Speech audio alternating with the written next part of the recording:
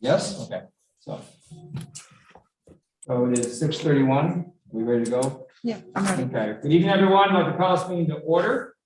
Would you please rise if possible, and you want me to pledge allegiance? I pledge allegiance to the flag of the United States of America, to the republic for justice and nations under God, indivisible, with liberty and justice. Okay, Mr. Munson? Andrew Benson. Here. Doug Day. Here. Bronwyn Losi. Here. Joseph Wetmore. Here. Edward Levine. Here. Okay. So, first order of business is the resolution honoring Kyle King. And since we have 8 whereas, why don't each of us take 2 of these whereases for his continuing accomplishments on this, well deserved. So I guess we'll start with Andrea. Do you want to do this is the resolution. We need a motion first, Mrs. No. Munson, or that's at the end? Yeah. Right? Oh, the motion. Yeah, we should do that. Yeah, sorry. Even though it's at the end. Yeah. You want to do it now? Or you want to do it at the end? Now it's good. All right. I'll second. Okay. The first 2 whereas, and then Brown can do the next 2, then Joe can do the next 2, and then that can do last 2, then I go to the now therefore. So first 2 whereas, please. The following resolution was duly presented for consideration by the town board. Town of Lansing proclamation. Whereas Kyle Big, an admired native son of the town of Lansing, is honored and saluted in recognition of his outstanding achievements in wrestling. And whereas Kyle Big began his wrestling endeavors as a youngster with the town of Lansing's Recreation Youth Wrestling Program, and enjoyed a spectacular wrestling career at both Lansing High School and Cornell University. And Brown, next 2, please. Whereas Kyle Dake's high school accomplishments include his record of 224-14 and his titles as New York State wrestling champion twice. And whereas Kyle Dake's collegiate wrestling achievements, which earned him the status of the most decorated wrestler at Cornell University, featuring a record of 137-4 and titles of EIWA champion 3 times, as All-American 4 times, as academic All-American 3 times, and he captured the NCAA Division I wrestling championship 4 times. And So this will be Joe. Whereas Kyle Dake made collegiate wrestling history by becoming only the 3rd person to win 4 individual NCAA championships and became the first wrestler to win 4 NCAA titles at 4 different weight classes and without a redshirt season. And whereas Kyle Dake continued to add to his wrestling achievements by excelling at the international competition.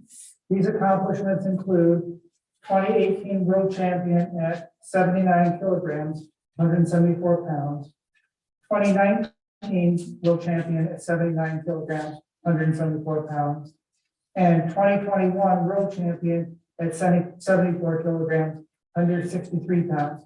And Okay, Doug.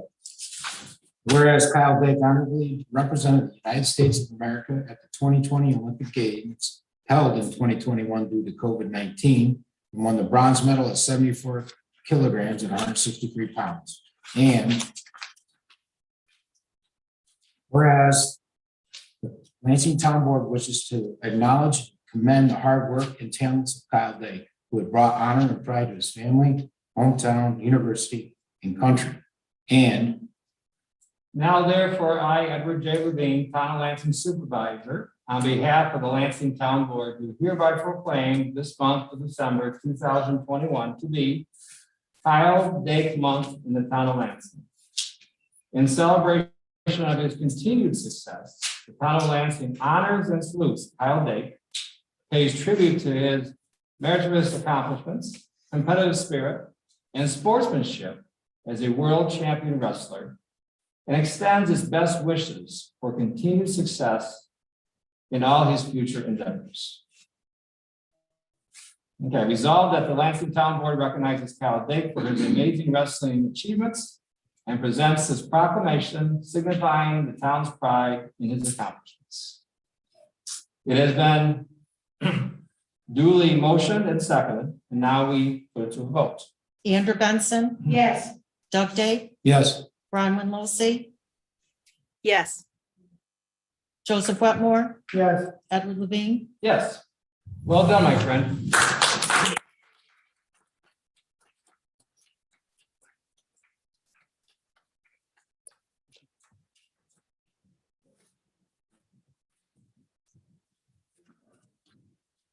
Comes the fun part. So, I'm assuming you're okay with this. Yeah, absolutely. This is only requested and required. So, my friend, this is to you, from father to son to well deserved.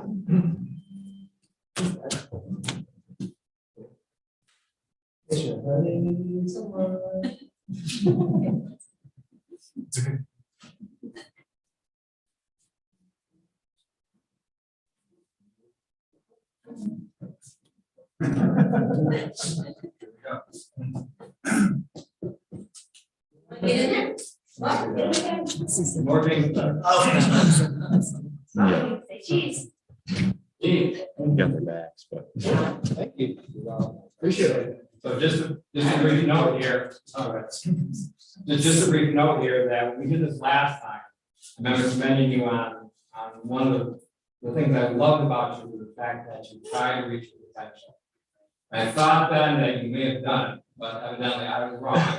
I've been publicly, but I did make mistakes and you're wrong. I also sense that we're going to need a bigger plan. But I think we need more on those, hopefully, and not only the world game continuing, but maybe in 3 more years. In Paris. That's very right, man. You guys take care. Yeah.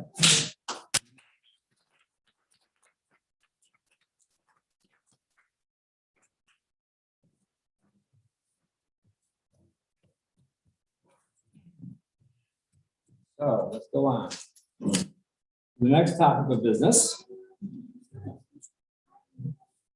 which is agenda 5, number 5, motion to open public hearing upon adult use cannabis, recreation marijuana, for all you people playing at home, retail dispensaries and consumption establishments in the town of Lansing. I'll move.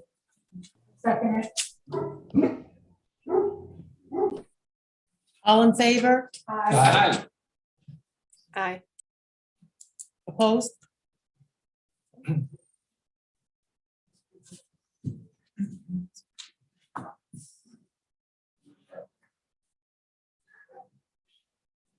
Let's see if anybody signed it. Okay.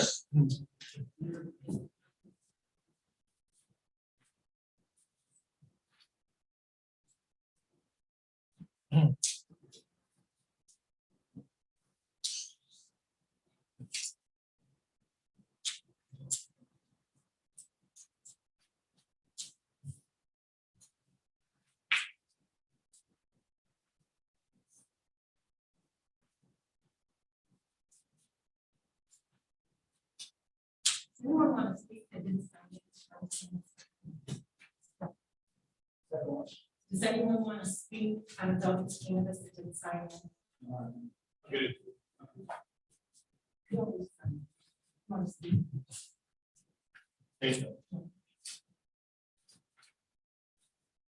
Over the meeting.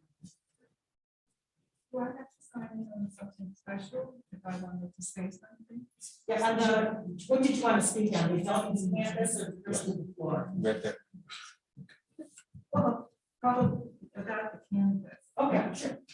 So.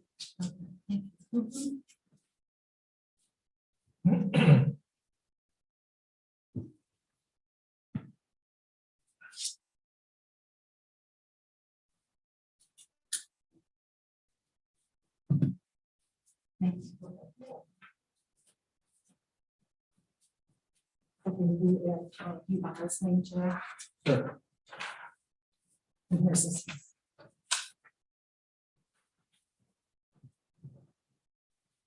There's nothing on the floor, but there is for this, correct? I wanted to say something when the president is on the floor. Okay. But not to do with the open or for the public hearing for the cannabis, correct?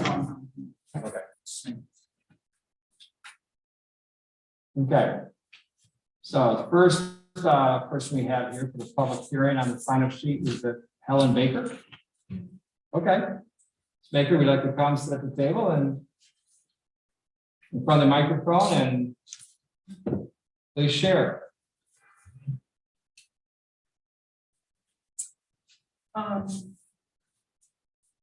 not really a public speaker, so this is unusual, but I recently found out about this process, about the possibility of having the marijuana retail outlets in our town.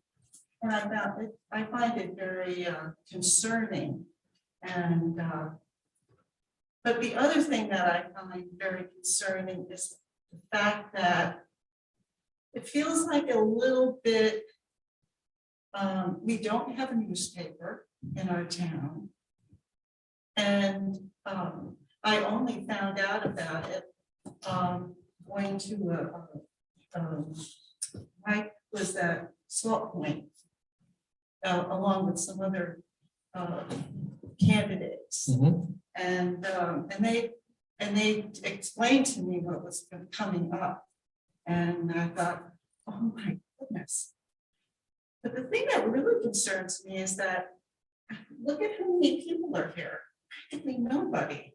I think that we have a problem with publicity, not so much publicity, but really reaching out to all the residents.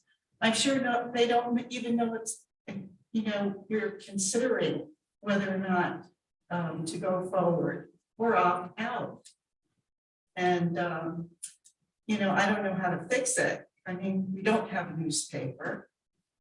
We do have voting rolls, and maybe possibly we could start sending emails out to our residents and to let them know what's going on so that they have an opportunity to weigh in.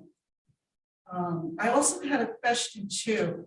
I mean, is it this group that's going to make the decision?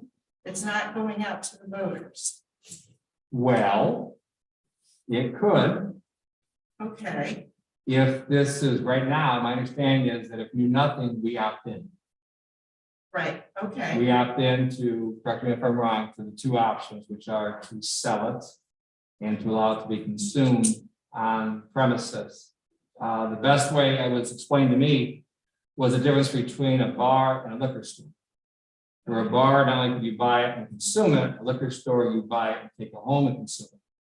right, So to your point, if we choose to opt out, then it could be by permissive referendum, then the whole town would vote on it.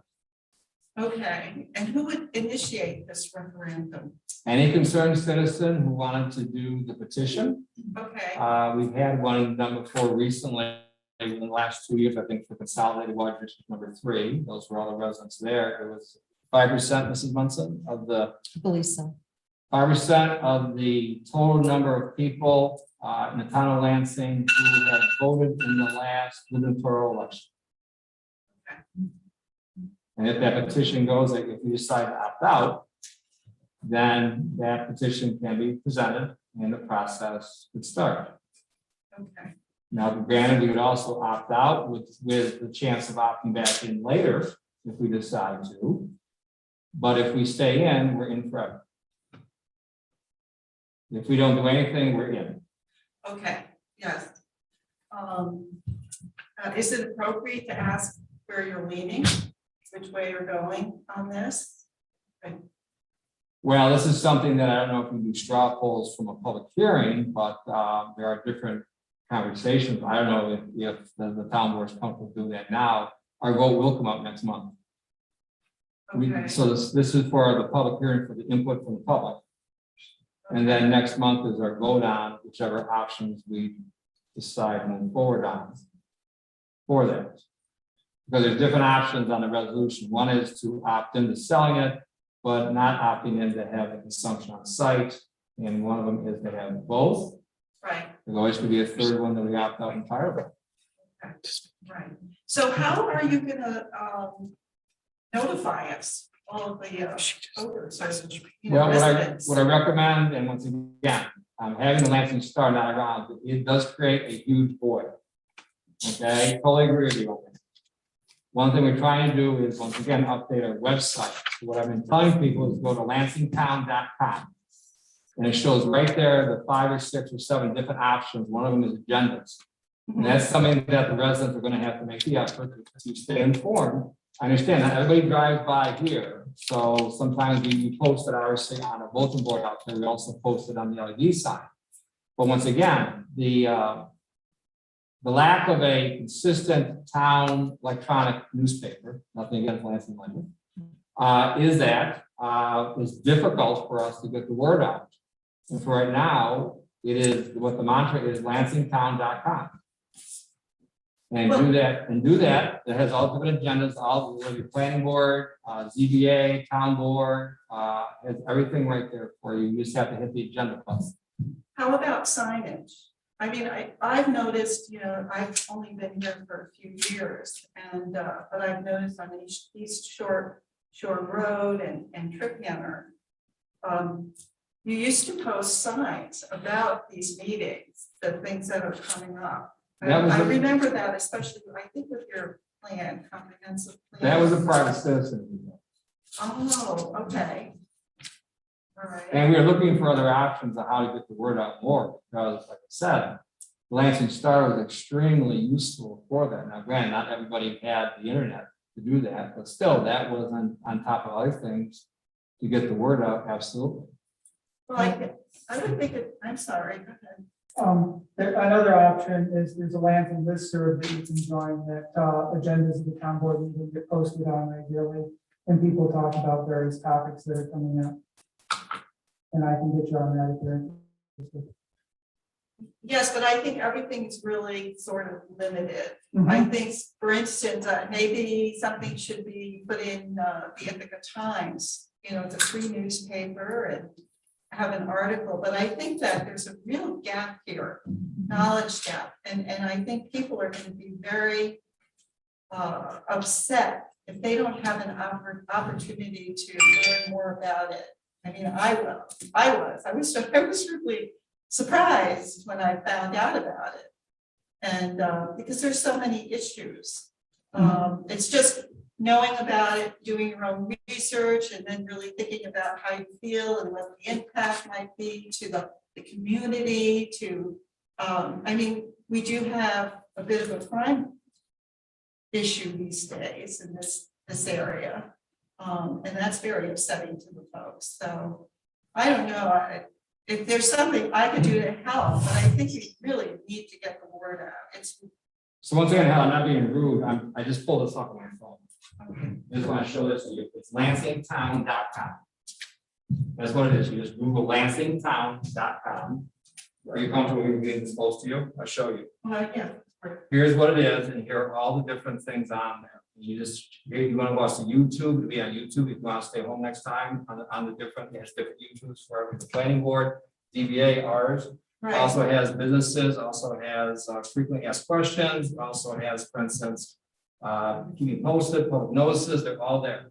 Right. So you can tap on that almost every day if you want to see where things are. Or if you want to tap on, when it's posted here, for instance, we meet once a month, the third Wednesday of the month. There's other board, you know, the planning board meets, I believe, the first and third Mondays. Usually. And there's other boards out there, so this is where the notices would be. Right. No, I understand that. I've gone to the rec website and things like that, looking different things up, yes, but. This is the most direct way I can think of right now. Right. I come to before trying to get on a meeting, whatever, just want to watch it, and I go, oh my goodness. And it was directed to me, and it's something somebody as ancient as me can do it, someone younger than you can do this also. Where it's like, this is the best way I found out to get right on there at first. Then if you have a question, you can call the clerk's office or wherever, say, by the way, even though the calendar is posted out there usually, but once again, how much information can you get on a certain sign? Right. But once again, those are, and the website, we're, like I said, trying to upgrade these, it is problematic. I totally agree with you on this, especially when we have other stuff coming up the next year and we continue to be very busy. This seems to be the best thing for right now. Okay. I hope that's Yeah. helpful. No, it is, and, well, I'm so thrilled that I decided to move to Lansing. I love Lansing. I think it's a wonderful community, and it's just, I love the people, I love the activities, I really, I'm very proud of being a member of this town. But this marijuana thing is just a little bit concerning to me. I think, there is a great possibility that many things might change and not be an improvement. So, and I respect you. I mean, I've never felt uncomfortable with this body. I know there's, a lot of choices that have to be made, and I've always felt like it was a very effective body. So, especially, with the bridge. I mean, I've been to. Hi, the bridge. I'm so thrilled that, it's gonna take a little bit longer than we had hoped, but even so, it's gonna be safe. It'll be safe for the students. I mean, I live right on Myers Road and we have lots of traffic, but I don't care. So the good news is, at least your shoulders got widened. Pardon? Your shoulders got widened a few years ago. Remember that when we got that Oh, problem? that was awesome. Yes. Absolutely. And so we try to, we try to do the best we can. We have our Sheriff Osborne on tonight. We'll ask him some questions. If you Okay. have some, please, I think I'll open the floor eventually to ask also if you have questions. And we'll try to get as much information out there as we can to do this. And I totally agree with Ted Lux. You should stay informed. Right. He and I may have not agreed on everything, but I would dare say both of our circles cross a lot and we wish nothing but the best of each other. But having said that, he's absolutely right. You need to stay informed if you can, and we're trying to find more tools. So this is an extremely, I think, productive conversation, at least for me, Okay. hopefully for you too. Well, I really appreciate the opportunity to share this with you. Okay. I agree with you that we really need more ways to keep in touch. And so I encourage you to join the listserv and do something else and get your added to us. Okay, thank you. Okay. Okay. All right. Thank you. I Next, appreciate it. Hugh Bahar.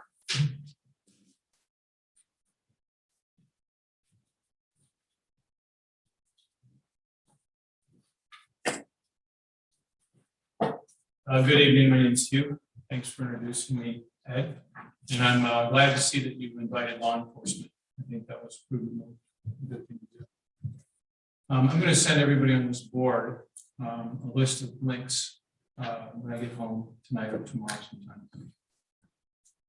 Lansing doesn't have to wait for the rest of New York to adopt adopt retail marijuana use. You can look all over the country where it's been adopted in Oregon and Washington State, Colorado, and other places. Do your own research. It's not hard. Internet will be your friend. Could you speak up just a little bit, please? So I side with Ed Levine on this topic, that I think any decision needs to be pushed off if it's not. If the state doesn't decide to push it off until December of 2022, the opt-in date. I think Ed's absolutely right that we need to wait and hold off and see what the results are of adopting this in other places in New York who have opted in. But you don't have to just look at New York. You can look at many other states, do your own research. Like I said, I'll send this board links on some of the research that I've done. Some of the things are sort of eye-opening in Oregon is something that Andrew referred to a while back, which is marijuana poisonings that have happened to children. Once marijuana was legalized in the state of Oregon, the poisonings of minor children went up by 116%. And this isn't my opinion, it's a fact. They did the research and they've done a lot of research on it. There are several other agencies, including the National Highway Safety and Transportation Agency, their administration and others including CDC, who've done research on marijuana. And it's definitely an addictive substance. It definitely has negative effects in the body. And so some people argue alcohol. There are 79 cities. Somebody mentioned Washington State in this document, and Oregon, I think, or a couple others. There are 79 cities in Washington State that did not adopt it and did not want to adopt it. And right here locally in our state, Watertown and the town of Grant, I believe, have both opted out. And the reasons they opted out was concerned by law enforcement about what the impacts would be to their town. And right here in Lansing, and in the development right across from Rose Harbor, we've had a drug-related shooting there recently, as you all know, I'm sure. And I think bringing more drugs into this town is the opposite of the direction that we need to be going. The states, excuse me, the towns that did forfeit marijuana retail sales forfeited approximately $30,000 a year. I think that's a relatively minor amount given the potential risk that we have here of bringing these sales into the town. I think that we're not going to be making $300,000, and I asked for an extension, please, because the last person was able to stop for a longer period. I feel that we are rolling the dice, and it's not a good dice roll to make. There's plenty of evidence to support it. People who need medical marijuana, and I do support prescribed medical marijuana, as long as the dosage is prescribed and people are getting the correct dosage. There's dozens of medical marijuana outlets in the state where people can get their medical marijuana if they need it online, get it sent to them. It's all available. We don't need to have it in this town to get medical marijuana for people who are suffering from anxiety, pain, and other end-of-life issues with cancer and various other things. So I'm not against medical marijuana, but I feel, but retail sales, recreational use of marijuana and marijuana bars, where people can go in and smoke, and I'm totally against that. And I think a lot of people in Lansing are. I don't feel that we're losing anything by waiting a year or more, but we're also not losing anything by doing our own research and looking into what various other states have already experienced, good, bad, and ugly. I would like to see a public vote. If this is decided, if it's not delayed by the state, if you say, and if this board says no, I would like to see a public vote. I think this is an important enough issue. People of Lansing need to express their opinion. This board, with all due respect, I don't think, and as it goes forward, represents the leanings of this town evenly. I feel that we need to have the voices of the people. As important as a comprehensive plan is, this is a major issue to people, especially as they're seeing what happened with Milton Meadows and the drug use that's going on over there, the number of sheriff's calls that are happening because of that drug use. If this board, in my opinion, makes the mistake of bringing in retail use into this town, who on this board is going to pay the price? Or is it just going to be the people in Lansing? So those are the major points I wanted to make. I appreciate you listening. And I look forward to hear what our sheriff has to say. Thank you. Okay, thank you. Anyone else from our audience here at the town hall want to say something? I just have a question. Okay.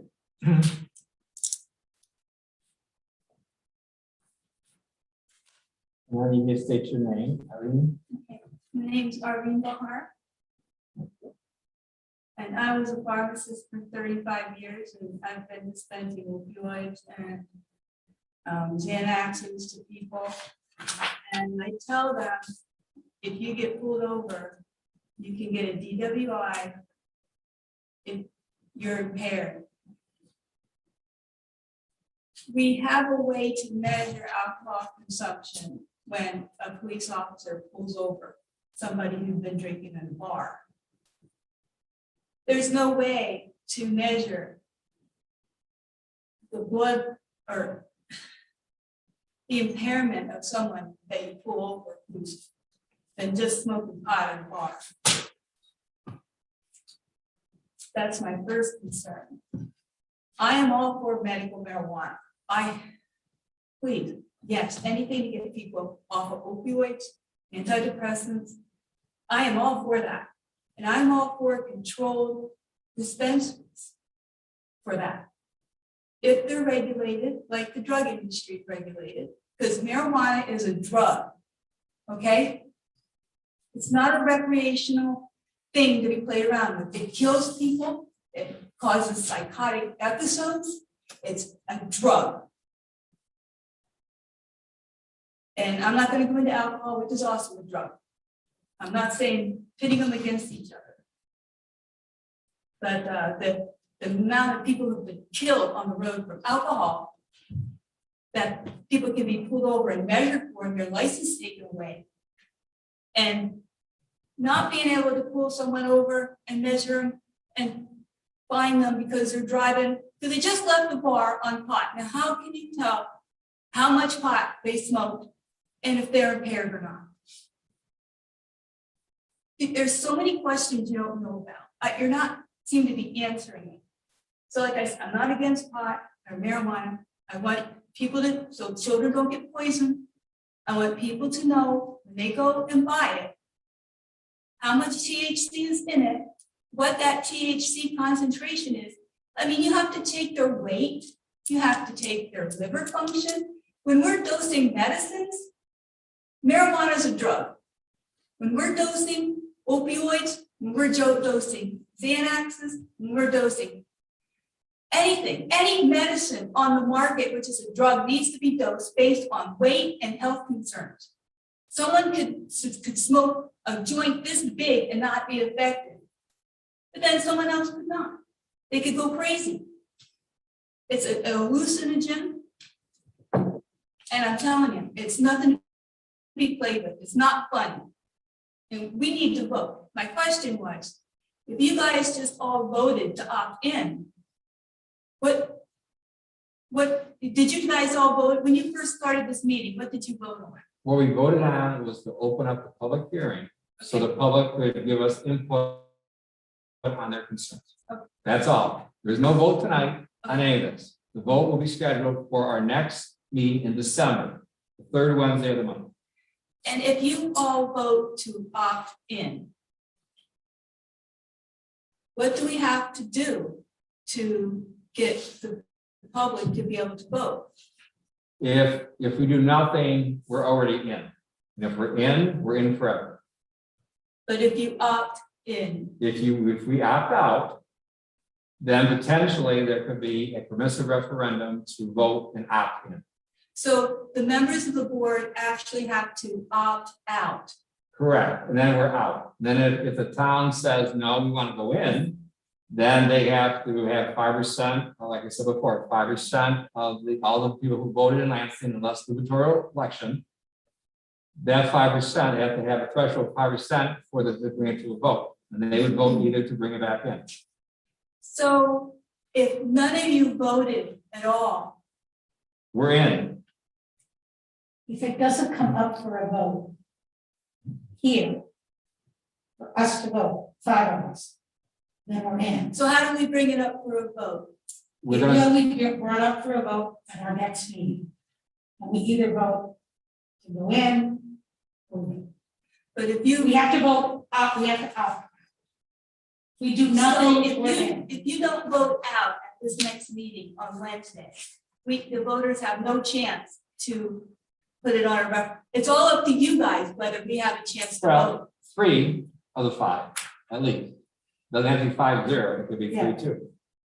Whoever those 3 say, right? I mean, it's a little confusing, but it's the majority The vote. fate of all of Lansing or Tompkins County is lying on you all Mhm. about this referendum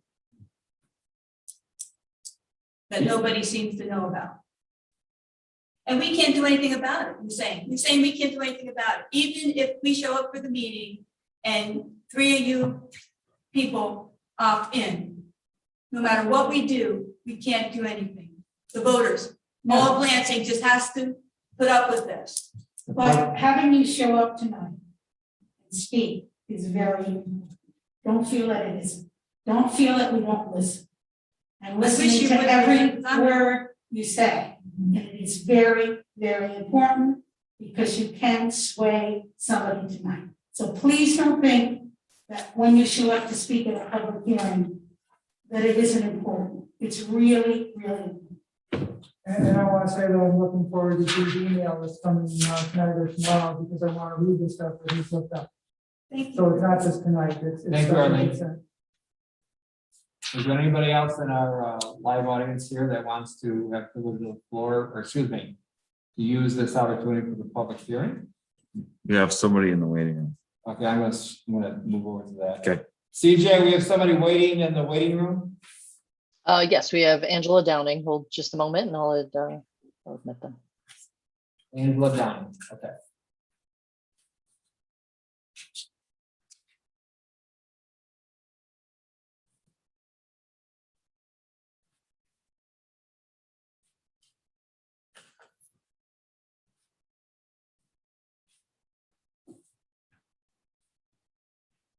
Hello, Angela. She's not connected yet. Okay.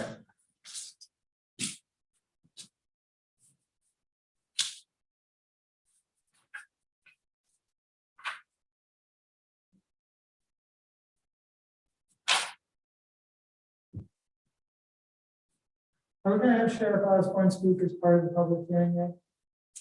I would like him to. Okay. I would- I'd like to go through all the people here first, Right, I'm just, and then give Sheriff Osborne a chance for a Q&A session. Okay. But I think the more information we have on this, the better. You're good. Angela, are you with us? I was just coming to participate and listen in. Okay, do you have any, we're now in the public hearing part of the cannabis discussion. Is that something you want to be involved with, or are you just listening? I would like to hear how, I would just like to participate in hearing. I am not prepared to voice my opinion at this point. No worries. This virtual reality we have is a little bit problematic sometimes, so thank you for your patience. Okay. It's fine. I was throwing in some laundry.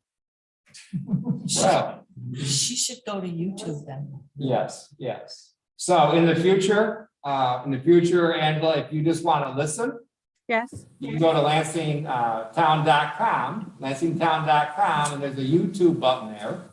And you can touch that and you can watch. Great. I went to the town website to look for this information and I went to the calendar and I saw the meeting, but there wasn't a public link. There wasn't any sort of instructions from the calendar of how to join. So Yes, you were in the same purgatory I was last month. Yes, so go to lansingtown.com. thank you so much. You're welcome. So if there's no one else for the public hearing, Sheriff Osborne, how are you tonight? Good. Thanks, Ed, and thanks for inviting me. Yeah, I've been listening to everybody speak, and I will preface what I'm about to say in a similar fashion that, being law enforcement, believe it or not, I'm not flat out anti-marijuana. I think it's got a lot of medicinal uses that help a lot of people, and I think that a lot of that's still unexplored, in my personal opinion. And I'm also one that believes, for the most part, people should be able to do what they want in their own homes. But we know from experience that oftentimes people don't stay in their own homes with things like this. We know that with drinking and consuming alcohol. One concern for me is more particular in relation to on-site consumption. That's very concerning for me, coming from a public safety position. As one speaker mentioned, no, we don't currently have a means of testing somebody for marijuana on a traffic stop like we do alcohol. It's much more easy to observe signs of intoxication visually with alcohol. And we also have, a breath test so we can test on scene, followed up later by a more extensive breath test or a blood test if need be. The problem with marijuana is it's in your system, it stays in there for a long, long time. So we can test and find out if somebody has it in their system, but it doesn't prove to us when they consumed it. It could have been 2 weeks prior, and it won't help us with the prosecution. That makes me nervous because it puts people in danger, especially if somebody was to be consuming it on an on-site consumption site and then drive and leave the area. A couple other concerns I have is and somebody can correct me if I'm wrong, I believe at this point, these type of businesses may have to be a cash run business. It's my understanding, because marijuana is still against federal law, that the possibility exists that this money can't be put into the financial institutions. Again, correct me if I'm wrong, but that's my brief understanding of it. That may not sound terrible on its face, but if you have a local business in the town of Lansing now that is holding large amounts of marijuana and large amounts of cash, that could become an easy target for a burglary or a different type of crime or a robbery.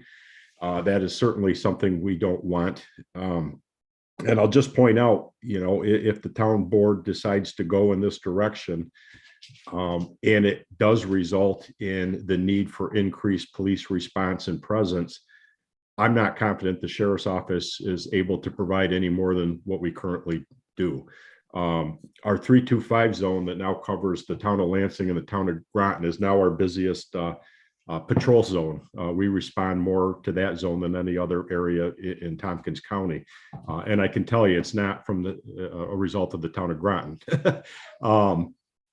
So if we move in this direction and, more resources are needed from law enforcement, which is mainly the sheriff's office, I don't want to give any false assurances that we're going to be able to provide that. We currently have staffing to the level where one deputy is assigned to that 325 zone. Again, the town of Lansing and town of Groton, each of the 3 shifts. That's not a lot of people to go around to respond to calls. And as things get busier, I don't anticipate adding much to my office as far as road patrol deputies. As everybody knows, we're kind of in I don't want to say anti-law enforcement culture, but we're certainly not in a climate where it behooves me to ask and obtain more deputies through the county legislature. It's just simply not going to happen this year. So just a couple of things to keep in mind. Okay. Does the board have any questions for Sheriff Osborne? I thought you gave a great summary.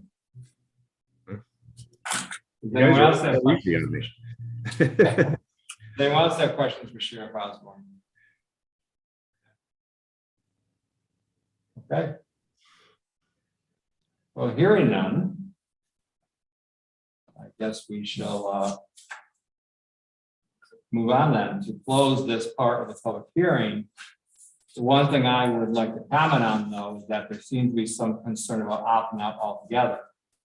I know we have 2 motions to have public hearings for next month.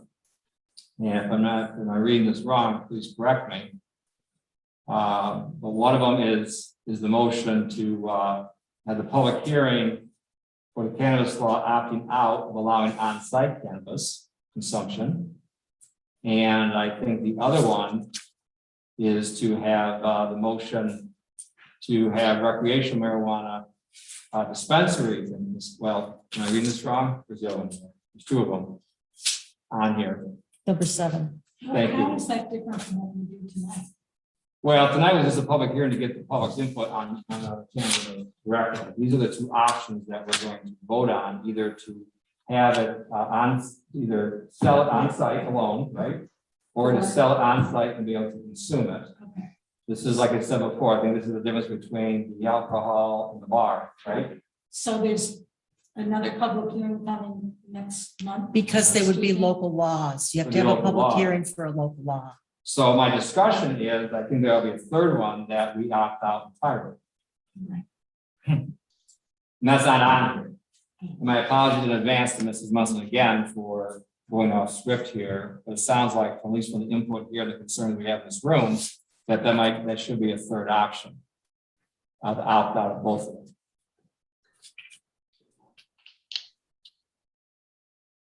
So having said that, let's first entertain a motion to close the public hearing. I'll move it. So The second, Doug moves it, on to seconds it. All in favor? Aye. That moves us to agenda number 6. Wait, Bronwyn didn't vote. That one? Aye. Thank you. Sorry. We'll include you here verbally next time. We'll bring you into the plot. So this brings us to agenda number 6. which is the motion scheduling public hearing on a proposed local law pursuant to New York State Cannabis Law 131, opting out of allowing on-site cannabis consumption establishments within the town of Lansing. This is just a motion to set the public hearing. I'll move that too. Doug moves it. I'll second it. Andrew seconds it.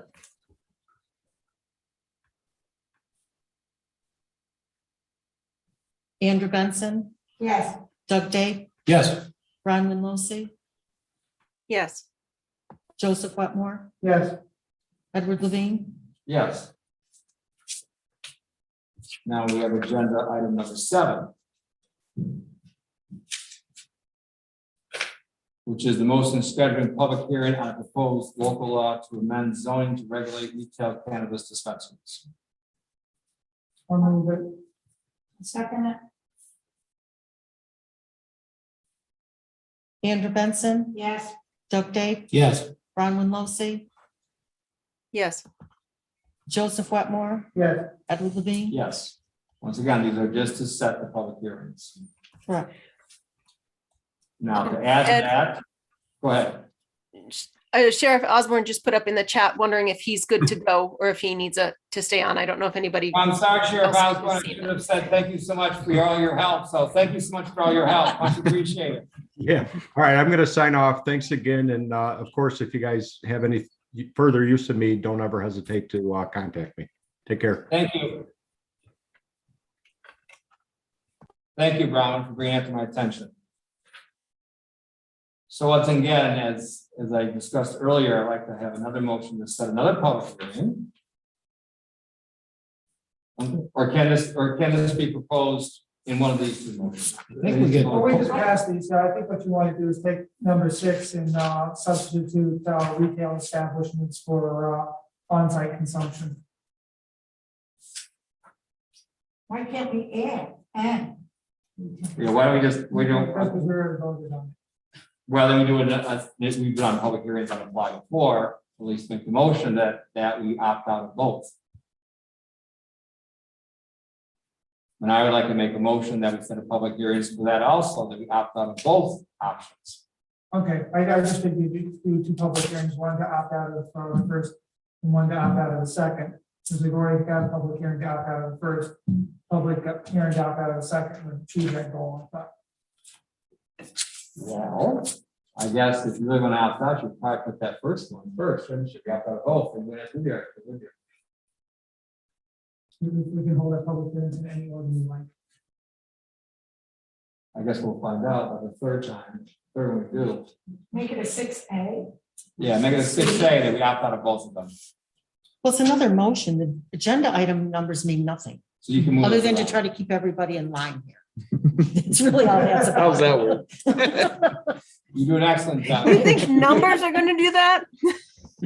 That's up to Mrs. Munson. She's the guardian of the agenda. Okay. You so- can make another motion. You've already voted on these other ones, so I'm not sure how you're supposed to go back and change a I motion. would that you- like, let's just do the next one then. Thanks for your guidance. So you want to just have a motion that you're going to opt out of all cannabis, anything? Is that basically? Of those 2, because those are the only 2 we have options on. The other 7, I think we don't have, right, CJ? We don't have any voice in those. There's 9 altogether. There's 11. 11 on Yeah, the- that's- Other Yep, on. exactly. We have, so on-site consumption establishments as one local law, and then another would be the cannabis retail dispensaries. Yes. I just want to point out that one of those other 11 allows people to grow and sell cannabis locally. And we are now allowed to opt out of that. And roadside stands, I Yeah, understand. they have to do it all in the same place. Mhm. But I think we should at least have this public hearing to listen to the concerns of other people. Right. So can I move that we do a motion scheduling a public hearing on a proposed local law pursuant to New York State Cannabis Law, Section 131, opting out of allowing retail sale of cannabis within the town of Lansing. And then we can talk about each of them separately, and we could opt out of both of them, or we could then choose just to opt out of one or the other. I would prefer to have both on the same one. put that first and see that the temperature board, well, that's entirely up to the rest of the board, how they want to do this. That's after we have the public hearings. These are public hearings that we're talking about. Yeah. I'm not talking I about- second Brian's motion to have Okay. a public hearing on the retail establishment. Okay. I think with all three, we have pretty well covered the options. Right, so it's. So what is the third one? I'm it's sorry, pay I'm a number little 6 lost. And switch retail establishment for on-site consumption. That same wording. Same wording, you just switch those terms. Everything the same. The first one we voted on was on-site cannabis consumption. Right, we're switching that for retail. Same We're wording. not switching. Yeah, we're not switching. The third one's gonna be Just retail, like number 6, retail dispensaries. right, Yes. worded Yes. like number 6. Okay, so you've got one for on-site cannabis consumption, one for changing the zoning to have some dispensaries in the town in certain areas, if I'm understanding this correctly. And then you're gonna have a third one that you're not gonna allow any retail dispensaries in the town. Right. Okay, I just want to make sure I'm understanding this and really that everybody that's voting on it understands it. Okay, so we'll schedule that one for 6:33, because the other ones were 31, 32, 33 on December 15th.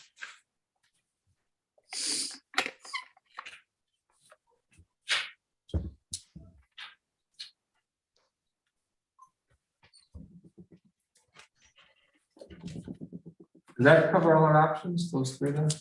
Yes, me. It sounds like it does. Yeah, because the other option is just doing nothing at all, but we don't have to do anything, you know. So you're gonna have then you're gonna have to write another local law to go with this third one.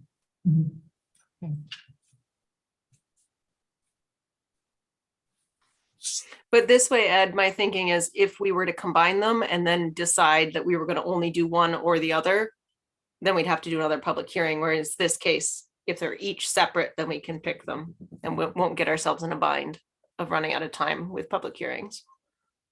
I'm fine as long as we have all the options covered. All the Yeah, options will be on the table after this vote. So we have that motion, that was Brahman. Yes, CJ? May I just ask, it sounds like the town board's directive is to prepare another local law opting out of allowing retail dispensaries within the town as well. And so I would just coordinate that with town council tomorrow, essentially, and town clerk. Yes. Okay, just making sure. Thanks. So we have one for consumption, one for retail, and one for both. Is that correct? No, No. this isn't for both. The zone. Zoning, I'm sorry. So, yeah. Thank you. Okay. Okay, so Brown's made the motion Oh, I was wondering who was making the motion. Okay. Joe second. and Joe seconds it. Okay. Andrew Benson, Yes. Doug Day, Yes. Bronwyn Losi, Yes. Joseph Wetmore, Yes, Edward Levine. Yes. Good. Okay, item number 8, your packet, 2 and 4, limited to 20 minutes, a maximum of 3 minutes per speaker. And I have one on the sheet so far, and it's Mr. Nyberg. thank you.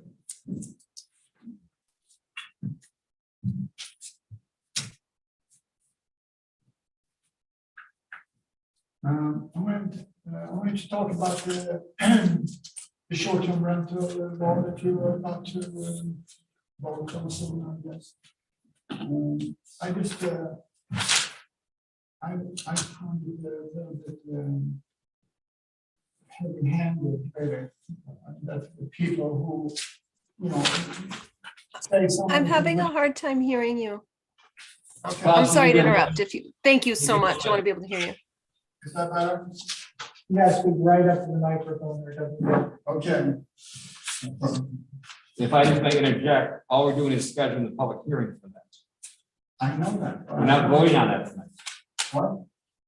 We're only scheduling the public hearing for that also, unless I'm I know, mistaken. but I wanted to be ahead of the game and maybe, My mistake, boss, I missed it too. Okay, go ahead. no, so my point here is, a lot of people have rented out an extra room, for example, for Cornell graduation. And it worked for many, many years for a lot of people. And now you're making it harder. People have to jump through a lot of hoops to be able to get a permit or a license, whatever you call it. To do that, you know, they have to have drawings of their premises, the rooms, layout of their apartment, and they have to make sure that they have what do you call it? Occupancy. Life safety, What? life safety. Well, you need a certificate of occupancy and a certificate, or like a certificate of compliance, all sorts of things that to get this permit. And it works fine. It worked fine for many years. And a lot of people, they need the extra income just to pay for their taxes, for their properties. And I think you should make it easier instead of making it harder to jump through a bunch of hoops for no real reason. I mean, you say it's for safety and stuff, but you know, if it's for safety, why don't you then inspect people's when they rent out an apartment for a long period of time? So that's one point that I wanted to make. The other thing is that there are some things in this proposed law that doesn't make sense to me. For example, if you have someone that is not renting but just staying as a guest, staying for more than 7 days, they need to have a permit. If you have a mother-in-law come and stay for Christmas for a couple of weeks, you need to have a permit according to this new law. And it just sounds really not. It sounds a little crazy, but if you read it, that's what it is. So I'm not against any permits or license or anything, but I just think this is too heavy-handed and it needs to be worked. This is 9 pages long. If you look at, I've been researching a little bit on other places how they do it with the licensing. And I can't find any other place where they need to have a building inspector come and inspect the place before they issue a permit. We have already all sorts of fire regulations, you know, smoke detectors, carbon monoxide detectors,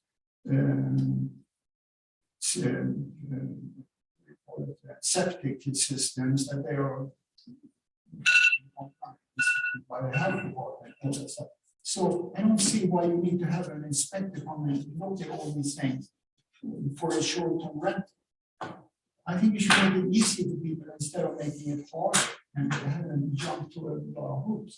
Other places, they issue a permit or a license, and that's it. Okay, thank you. Thank you. No, you have 3 minutes, policy. You used up your 3 minutes. If you want to send us an email with your concerns, that would be helpful. I'll be happy to share them with the board. If you want them to Debbie Munson, and she'll share it with the board, so we flip them over before you vote on next meeting, that'd be fine. Okay? Okay, thank you. And you can speak at the public hearing. Right. You speak. Yeah, you speak at the public hearing next month also. Thank you very much. Okay. Is there anyone else from the audience that would like to exercise the right of, you did it. Yeah, he gave one. The podium floor. Okay, so Mike Sigler, you want to use the podium floor? Okay. Well, I wasn't going to. I'm Mike Sigler, 218 Perugville Road, speaking as a private citizen. I wasn't going to say anything about this, but then, you know, boss had a lot to say about it, and I thought it was an interesting point that I wanted to make here. You know, it's interesting that the town is moving to put regulations on people who want to rent out their private property when it comes to Airbnbs. I actually support that. I've stayed in an Airbnb that didn't have a fire alarm, for example. I was like, how do you not have this day and age? So I think those regulations are important, and I think they're good. But I do find it interesting that for the individual homeowner, we're going to put regulations on them for what they do with their own property. But when we talk about people who own a large lot of land, and you think of this kind of thing, like you should have the right to do with your property what you want to do. And yet when it comes down to the individual homeowner, the residential person, no, we're not going to let you do that. We're going to put some regulations in place. And it's because maybe your neighbor doesn't particularly like you renting that out week to week to week. They want to have neighbors that are there for a while. They don't want to have large parties in a party house down at the lake. So when it's somebody like that who's saying, yeah, we don't want the party house down at the lake, the cottage rented out every week, we're going to put some regulations in there. Sure, we're open to that. But when it's somebody who owns a piece of property and somebody wants to put I don't know, a big store next to them, or wants to put in 3,000 acres of solar panels. No, that landowner should be able to do what they want to do. I just find that interesting. So thank you very much. Okay, anybody else from our live audience here? CJ, is there anybody in the waiting room? Nope, nobody in the waiting room. So we'll close the clears of the floor time period and move on to agenda number 9. Well, I'd like to make a quick comment. Oh, okay, go ahead. You have the right to say. I find it interesting that the law does regulate people having their relatives stay for more than 7 days. And I was kind of curious as to how that number came up and whether that's really what the town should be regulating is family members staying with family members. And then what happens if the family member decides to move in? You're not allowed. What's the difference between my mom staying with me for 8 days and my mom moving in? I'm not really sure what the difference is. Well, I mean, legally and technically, do I say she's moving in for 12 days because I want her to stay longer, and then she decides to move again? There's a line there that I'm not really understanding. so this is your comments are respected, but I don't want to go down into the back and forth here because this is the public hearing discussion. Right? Yep. Right. These are all good. This is what this is about, right? There was some input here and how you implement it, what the reality is, and this is what it is. We said, no, this came from the planning board. It comes to us. We have the public hearing. It's exactly how the process should be. You read it. I have concerns about it. Good.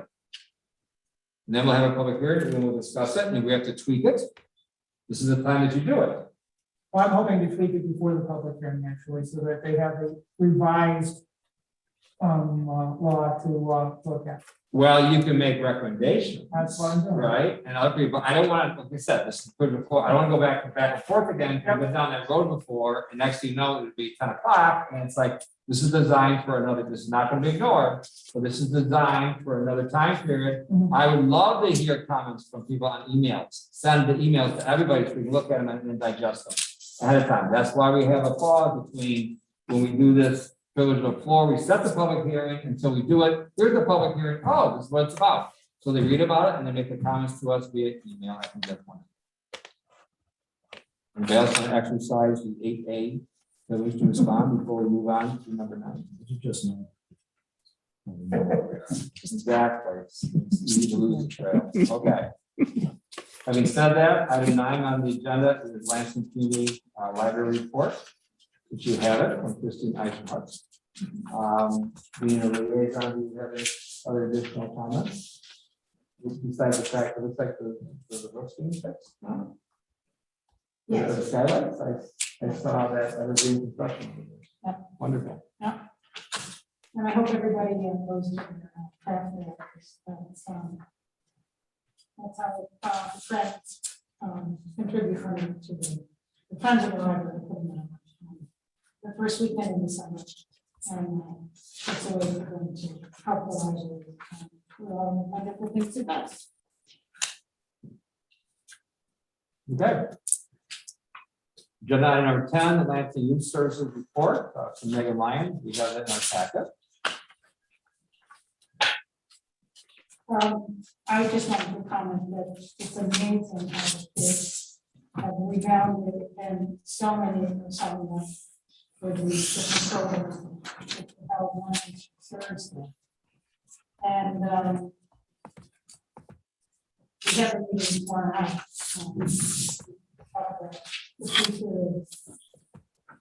But it just, I'm just so happy because we were so afraid that with all the other restrictions and the kids would stay after school and be in these programs. A lot of them are outdoor, which will change with the weather. And then walk out of my car and then that's not possible. We use the facilities that also church or the classrooms. Well, anyway, it's been an extremely successful fall. That's great news. Great news. It is. I mean, it's shockingly wonderful. Things are starting to move back. Yes. Oh, nice. Little more normal, little more. And everybody wears masks, everybody. Item 11. Are you done? Yes. Okay. Tompkins County legislative report. Mike Sibley.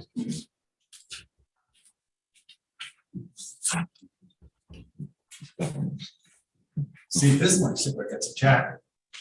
I noticed that. Did he? I know I can hear you first. All right. Well, hello. Thanks for having me again. Happy November. Happy Thanksgiving since I won't see you before then.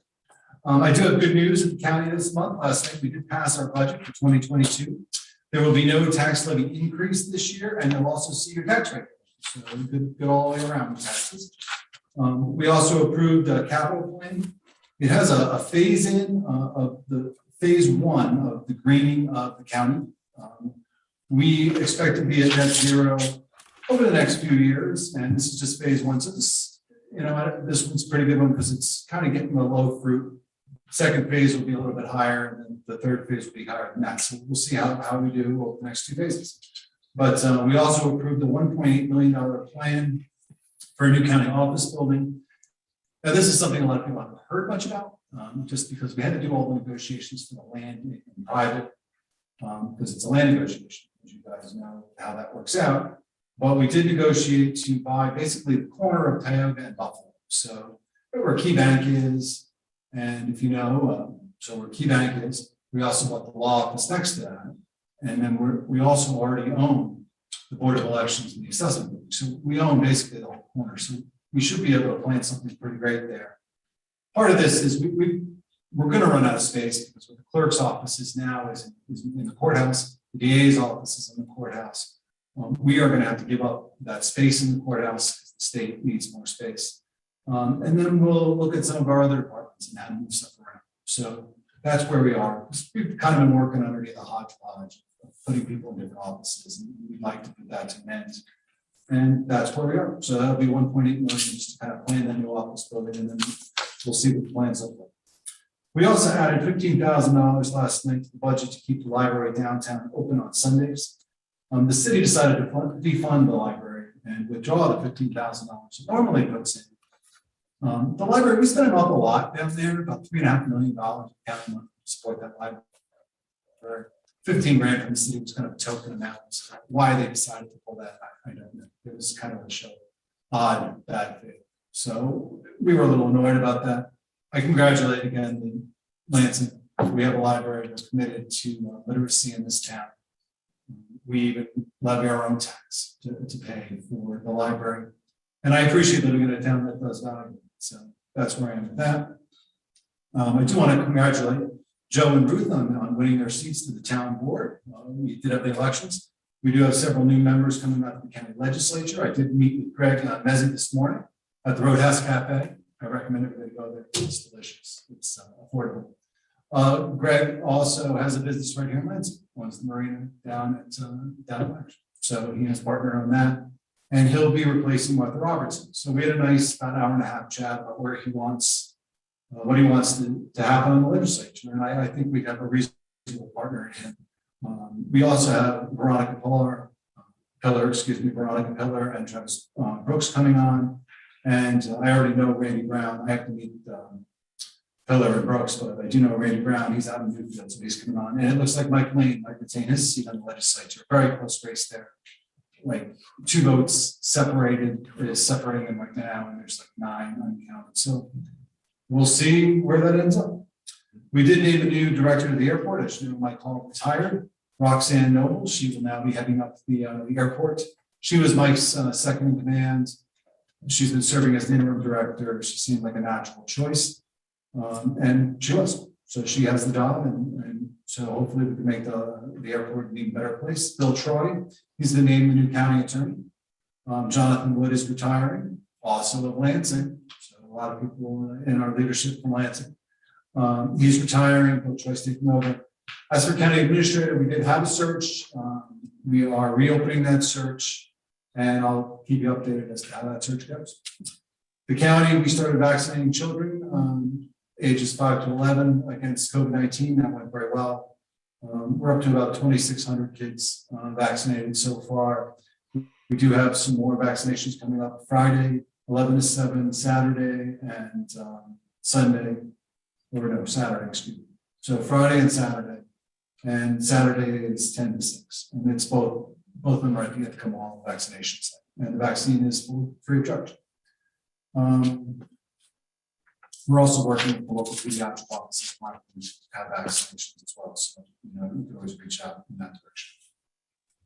We did, as you know, we're redistricting at the county. We did appoint our redistricting committee. I'm pretty happy with the committee that's been set up. A couple people from Lansing actually, and Hank DeLay, who headed that up 10 years ago. He's going to head it up again. And I found him to be a very fair person. We see last time we went from 15 to 14 members. We'll see where the committee decides to take us, if those have been appointed. As you all know, we've had some flooding. I did reach out to Enid Kellis and Pam Helming and our county emergency services. Called up Ed. We all met with county emergency services down at the Dove Ed down at Myersport. And that's kind of where the ball rolls to get any kind of money. So we're working on that. I also reached out to DOT about the 34B bridge. Constituent asked me, DOT got right back to me. They said we can expect that to be done right around July. So, steel beams, Sarah tells me, goes by our house every day, running over the bridge. But they're looking to put the deck on in the spring and then hopefully open in July. That is my report. So. Okay, any questions for Mike? I'd just like to congratulate you on being reelected. I know that was a nail biter for you. It was, the writing always comes in. 16 people voted against me. I want to see who the write-in was. I've asked, so I'll maybe update you. Sorry. It's okay. You gotta worry about those write-ins. I want to know who the 16 write-ins were. I'm curious. Okay, thank you. No problem. All right, no questions. All right, happy Thanksgiving. You too.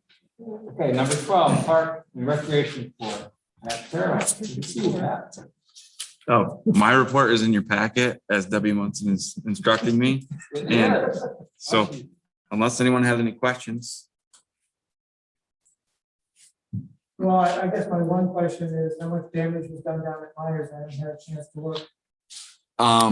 We've had considerable amount of debris, we haven't really had any damage. It's just been a lot of logs, a lot of branches, a lot of garbage basically wash up on shore and in the marina this time, which we didn't have last time because the water got so high it washed in on the docks. And so we got probably a week of cleanup to do. Once the water recedes some more. Okay. Thank you. Yep. Anyone else have any questions or comments for Pat? Thank you for taking all the bumps out of Salt Point Road. Yes. Thanks to us and Mikey's crew. A lot of collaboration between us and the highway department. Well, the good news is we got another Class B driver, don't we? We do. One of the record guy passed the Class B license at High Top. I'm sorry I don't say that fast. I try, but anyway, we all have nicknames, which is cute, but no. So Mr. Todd now has his Class B license, so now he gets to play in the big Tonkas and the rest of them. And we're actually doing something which we've talked a little while with Mike about Class A licenses. We have an incentive program for that also. Because to move the excavator from one point to another, you need a Class A license. I know we have CJ and both benefit here, she has her Class A license, but we like to keep her in the planning department, so therefore we have multiple. Well, collaboration. So we're gonna bring her out of the bullpen. We had, Got my attention there. Yeah. I don't want to slight the former governor, but we had shared services before they were mandated. Okay, having said that, well done. Also, my understanding is I think that next year you'll be 71% self-funded, right? Hopefully we'll be. Depends on the turnout. Yes. So thank you for that as we keep creeping forward. That's excellent. Any questions for Mr. Terrell? Okay, thank you. Michael Mosley. So now you're in the seat and we have flooding, we have, what else? We have all sorts of fun things, right? How are you doing? Good evening, everyone. My packet you have, obviously, I can answer any questions regarding my report. There's a couple things I'd like to just touch on here if there's no questions about my report. Sounds is golden, so go ahead. Nope. Okay. One is kind of a housekeeping issue. I'm designating 3 sections of road as seasonal limited use highway. Swayze Road, Ross Road, Brown Hill Road. The appropriate postings of the roads are in place, and it's within my budget to do so. It's the 3 sections of road that are always seasonal. We just do not maintain them with snow and ice from December 1st until April 1st. So that's the first thing. The second thing is, obviously, it's becoming the time of year where we must shift focus to snow and ice removal. This will require some budget modifications for my snow and ice DA 5142-100 and the DA 5142-400 accounts, as they took a heavy hit last year.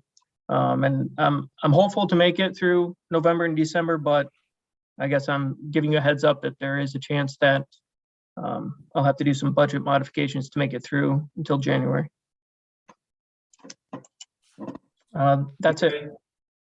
Mike, do you have any kind of estimate as far as how much you'll need to? I think your salt, your salt allocation seems to be hopefully enough, but it's the personnel side of it, correct? Yeah, right now I have roughly about 1,000 ton of salt in the barn. Maybe 30,000, which would roughly get me 500 ton more of salt. It's the personnel side that I'm not in good shape on for. I think it might have around $7,000 to $10,000, which isn't enough to cover everybody going on plowing. I did, right? That's an FYI. Yeah, FYI. I've been talking with Charmaine. It's really hard, for me to come up with a number depending on what it's going to do. How many times am I going to have to call in guys through December? I just don't know. Okay. Any questions for Mike? Sure, I'd like to hear if there's any update on the road that goes between Muggleville and the school. I know I keep asking about the progress on that. Yep, fair enough. I plan on having information out to you guys the first or second week in December.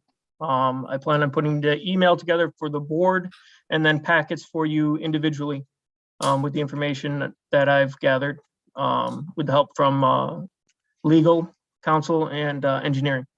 So you should have that first or second week in December. Excellent, thank you. Anyone else? Okay, thank you, Mike. Thank you. After planning report, CJ, you're up. And in your packet, as we like to say here, is the information. Do we have any other comments or questions about this or to our planner? Or CJ, you want to add things to that? Feel free. Nope. Okay. I guess my question is, how does she have time to write up this report after she does all this stuff? I have great staff.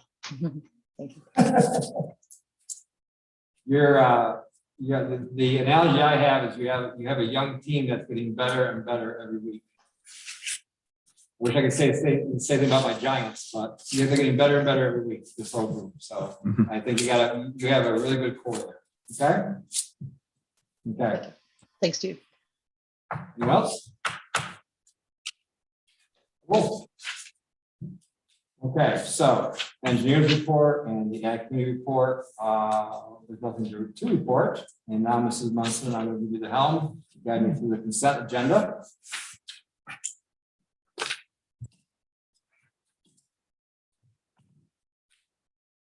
Okay, so usually you have, I don't know, I don't even know how many we have, but usually you have somebody read, a couple of each one of these in the consent agenda, and then when we finish, somebody will make a motion, make a second, and we'll do the vote. We usually just read the headings, the titles of the motions or the agenda or the resolution, sorry, in the consent agenda, and don't read all through that. Okay, so Andre, you want to do A and B, please? Motion authorizing stormwater operating management and reporting agreement for Maravito Holdings, Inc. Motion approving Sue Brock, Esquire, lawyer, as special counsel for the town for professional assistance relating to the review of proposed Village Solar's PBA application. Brown, will you please do C and D? Yes. Resolution authorizing highway superintendent to hire motor equipment operator and or laborer employees. And D, resolution approving and authorizing execution of town center lease to Kierset Landscaping, Inc. Doug, will you do E and F? Resolution establishing the 2022 sewer rates. F, resolution approving highway department purchase equipment. Joe, will you do G, please? Resolution approving audit and budget modifications and supervisor's report. Someone want to entertain a motion to approve the consent agenda? I'll move it. So Doug moves it, I'll second. Andre seconds it. Andrew Benson, Yes. Doug Day, Yes. Bronwyn Losi, Yes. Joseph Wetmore, Yes. Edward Levine. Yes. Item 18 in your packet is the motion scheduling public hearing on a proposed local law entitled short-term property rentals. I don't think it'll be at 6:33 p.m. I'm gonna change that to 6:34. I was having 1 minute apart, even though it probably might take a little longer than a minute for each one, but As usual, you're on your game. I'll advertise this one for 6:34. Perfect. How important is this for us to do?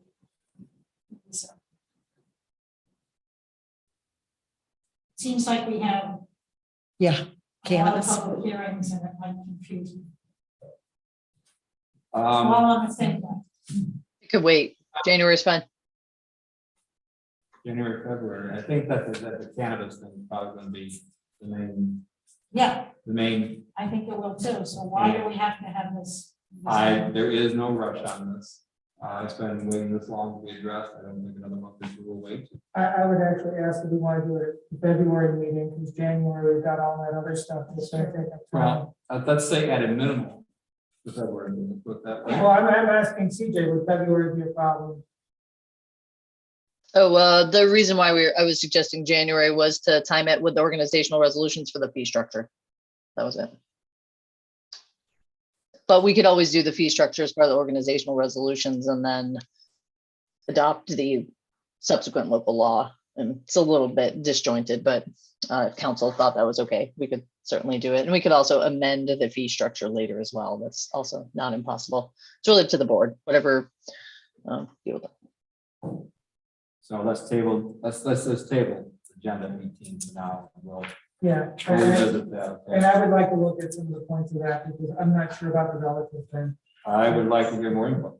Yes, that's what I'm this saying. gives us I want more input. I mean, you know, people say, well, how come that happened? Well, okay. How much advertising can you do? And I'm not throwing stones at people's concerns. It's just that if somebody shows an interest, I want to nurture that and get as much interest out of it as I can. So, okay. Number 19. Can I ask a question? I know it's out of order. So. Well, it's just, you're gonna have a bunch of public hearings on resolutions. And I frankly, I don't know where to find those resolutions. I They're on figured the- maybe they'd be up on it. No, I looked at the town website. I didn't find them. Well, they're there.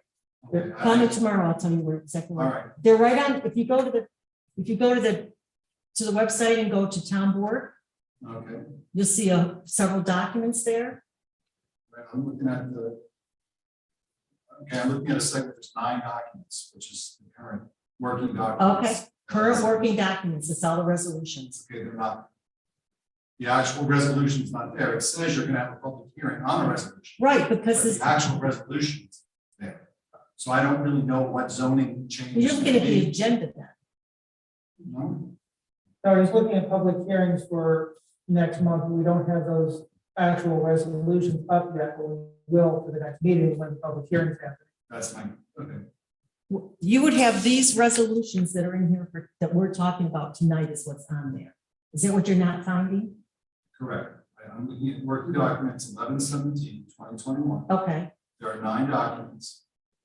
I see the town of Lansing, you know, the proclamation you did. okay, Then it says things in here like, oh, you know, blurry, it's like motion to have a public hearing on this resolution. right.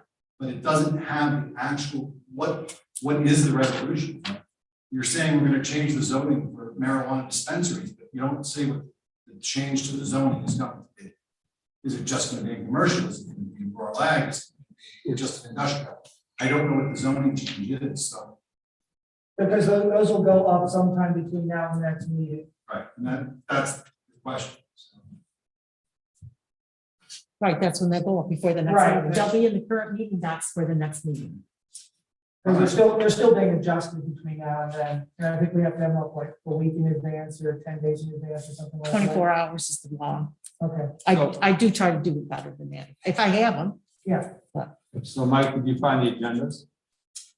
no, I'm in the right place. I mean, they're just not up, which is fine. I'm just saying, you know, I'm simply saying that lansingtown.com goes right to all this stuff. But what he was saying is when we say we're going to have a I public got hearing, it. we don't have the document. I got it.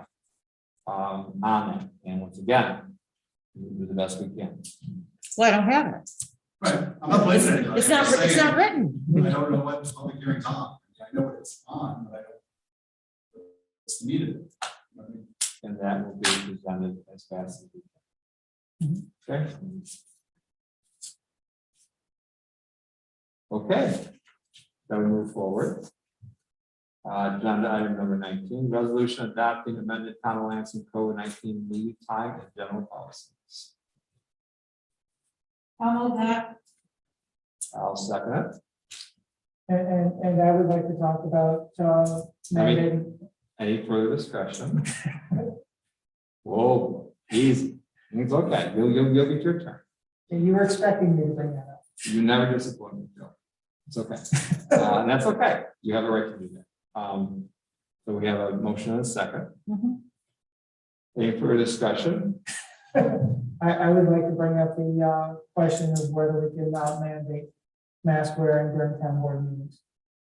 And I know Debbie suggested that it would be during all town meetings, which I'm fine either way, but I would prefer mask wearing for everybody during town board meetings. So that would, you would add to this because it's not in this resolution. No, it's not in this resolution. I'd like to change the resolution from saying that they're suggested, I think was the term, or Where is it in the resolution? the resolution's not in the package. It's- It's not acceptable.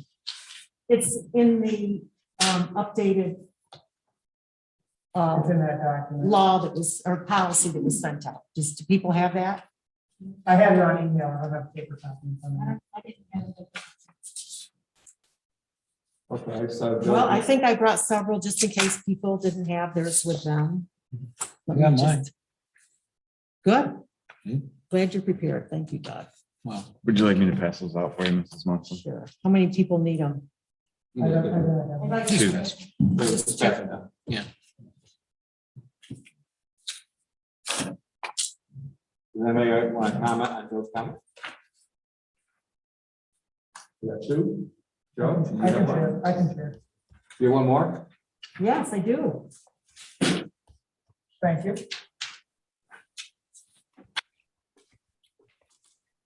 I have a question, sort of clarification, I think probably from Guy. Would we be within, would we be within our rights to require them at town board meetings, but not all meetings in the town hall?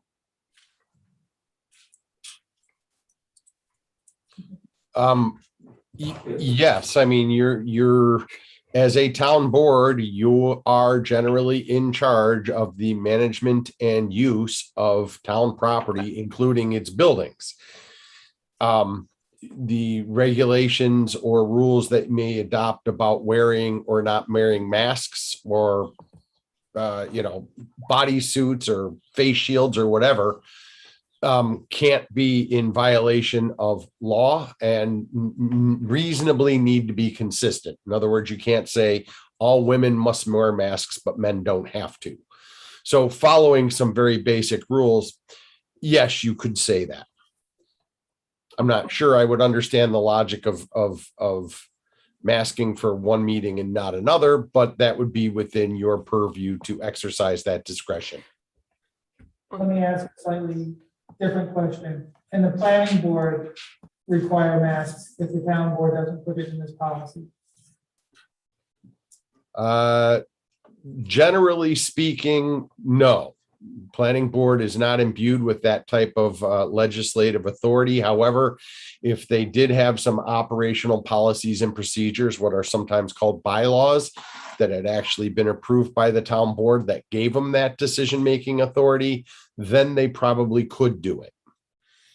There is authority under Article 16 for planning boards to adopt their own sort of operating procedures, and they're perfectly valid, again, within reason, paying attention to things like equal protection and due process, but they have to be approved by the town board. And to my knowledge, that's never occurred. So Okay. you could have them do something like that, and, as could the ZBA. Okay. So we voted to follow the guidelines of the Tompkins County Health Department. If there are individuals, also because of the virtual hearing, I guess was what the public hearing, got rescinded right from the governor, so we can still go virtual. There are some people who are concerned that if they come here, they might be exposed because not everybody's wearing masks. So to get in the middle ground here, because I have a hard time doing it for one board, not the other. Also have a hard time doing it with any board if it's not, where are the guidelines, only because we think this is the way to go. What perhaps we can do is have a separate room for people to go into if they feel safe in that room. If they don't, that would not expose other people. Can we do that? Because I have a hard time not following guidelines, being in the science field, I have to have data. And now I understand, Mrs. Munson, if I'm correct, the Washington DC that's rescinding their mask mandate Monday. That's what I heard on the news today. For indoor mask wearing, and Washington DC's rescinding that on Monday, lifting it, whatever you want to call it. I'm also trying to be very sensitive about people's concerns. As you could tell, when I went over there to the digs, I asked them, are we okay with this? Just like I know I'm wearing your mask, I wear my mask up here. And I take my mask with me all the time saying, are you comfortable with my mask on and off? I mean, I've got so much juice in me now, I don't know what else I get in me. I mean, is there a fourth booster, an eighth booster? I mean. We're talking about one. Yeah, no doubt, right? I mean, it was like the flu doesn't give you 4 at a time. But anyway, my point is I'm trying to make people comfortable to come into the building. And if they have to meet in a separate room, we've done that in the past when Lynn was meeting through the separate. Okay, so we can make a combination. And maybe this is where Patrick comes in and says, is there some way we can put in a separate If that's possible, Guy, I don't know what the legal is for open meetings law if we have two rooms, because we've discussed this in the past with the planning board, that we were concerned about them being spread out. We almost had them in 4 different rooms. We almost had them back there, we almost had them over there, here, and over there, because we didn't know what the bug was doing. So I'm trying to be respectful of everybody's concerns here, but I don't want to overreach for everybody. On the other hand, I want to have everybody in the building that wants to come in the building. And it could be somebody who has privilege before that feels very uncomfortable coming in here, people are not masked, but if they go into another room, then they could. I'm just trying to get the yes, where we can do this legally and it's feasible. So I guess, Guy, I'm asking for guidance, and also I'll ask for Patrick. Maybe we put somebody in the rec room with a screen on it. We've done that before. I mean, CJ and I had Zoom meetings across the hall from each other. I mean, but having said that, maybe that's one of the solutions we have to this concern without, in my opinion, going the next step without once again, that's just my 2 cents. Guy, what do you think about that? Well, Can I ask for a moment of clarification first? go ahead, because I would have needed one too. Yeah, for what I just want to understand, Ed, is are you saying to have a mask mandate in the main room and then have people who don't want to wear a mask be in the other room, or vice versa? Just so I understand the scenario you're asking about. What I'm doing is finding a safe zone, which is, okay. Well, but why are we going mandatory for everybody wearing a mask when I want to have people that are uncomfortable? If people are uncomfortable in the same room as somebody without a mask, then why did you bring it up? It's D says persons who cannot or are not required to wear a mask due to age or medical status or other cause recognized by Clarence County Department of Health should notify the town clerk if they desire to attend a public meeting or public hearing so that reasonable accommodations may be made, such as, but not limited to, having a separate room, Zoom link to the meeting room to facilitate participation. Does that say that? I don't think it goes as far as voting members go. You wanted to say anybody can go there? I'm looking at B and it says that people are encouraged to wear a mask, but they're not required to. I think B has more teeth to it, Joe, what you're trying to accomplish here. And that is that there will be a separate facility set up so people can still, and I think you can still vote if you're in a different room. Yes, as long as we can see each other and hear each other in real time. Right. So if somebody needs to go into the side room, let's say they're uncomfortable, or they're contagious, or they have a sinus infection, right? They don't know, whatever the reason. To try to accommodate people, they can go into the other room there, or they can go in the back room where there's a flat screen TV there, right? Isn't there in the back room of the record? We could set you up anywhere in the building. We got it all. Why we pay you what we pay. So having said that, we can accommodate people to do this if the concern is being around other people that don't have a mask. I'd rather do that and accommodate, because who knows, in 2 weeks, this thing may change again, but they say now it's, right? Well, they're saying on the radio today that the Finger Lakes area is one of the hotter spots in New York State right now. Well, But we're saying. Right, but we're really close to Finger Lakes. as I will talk to the health department tomorrow, my usual, then you get all the summations. I appreciate you sending those out. I read everyone. My point though is that this is a moving target, but for once again, the virtual being able to vote is what's making this problematic. This wasn't in the conversation, we'd be at break time right now, or who knows. But anyways, my point is that that's the reason why we're having this discussion. And if we can have a separate room for someone to come in, either the side door or whatever, or people that have to wait out and call them in, we go to a separate room if they feel uncomfortable with people in the room here. So far, we haven't had that, but if that's the case, or a voting member, we try to be respectful, then they can go into a separate room and they can be there. And if that's, I'm trying to be respectful and not trying to embarrass anybody, but it's the same thing when people wear masks. You don't have to ask them, did you get your vaccine or not? We try to be respectful of everybody, and they have the reasons why they wear their masks or not. You gonna say something, Patrick, or? Well, I can set you up in Myers Park too, so you have a lake view. Wherever you want. There you go. Well, anyways, does that make sense? to do that. We wear your mask. I would just- Go ahead. I would want to be sure that we let any boards, so planning and ZBA, any boards that if the open meetings law changes and they're required to meet in person, but there's a huge flare up or something weird is happening, let them know about this option and kind of point that out so that anybody who's required to be in person to participate does have this option also. This is not, you're absolutely right. It's not specific just to any board. It's to all voting, all boards. It could be all boards that vote, because let's face it, if you didn't vote, you'd probably be home, right? If you could.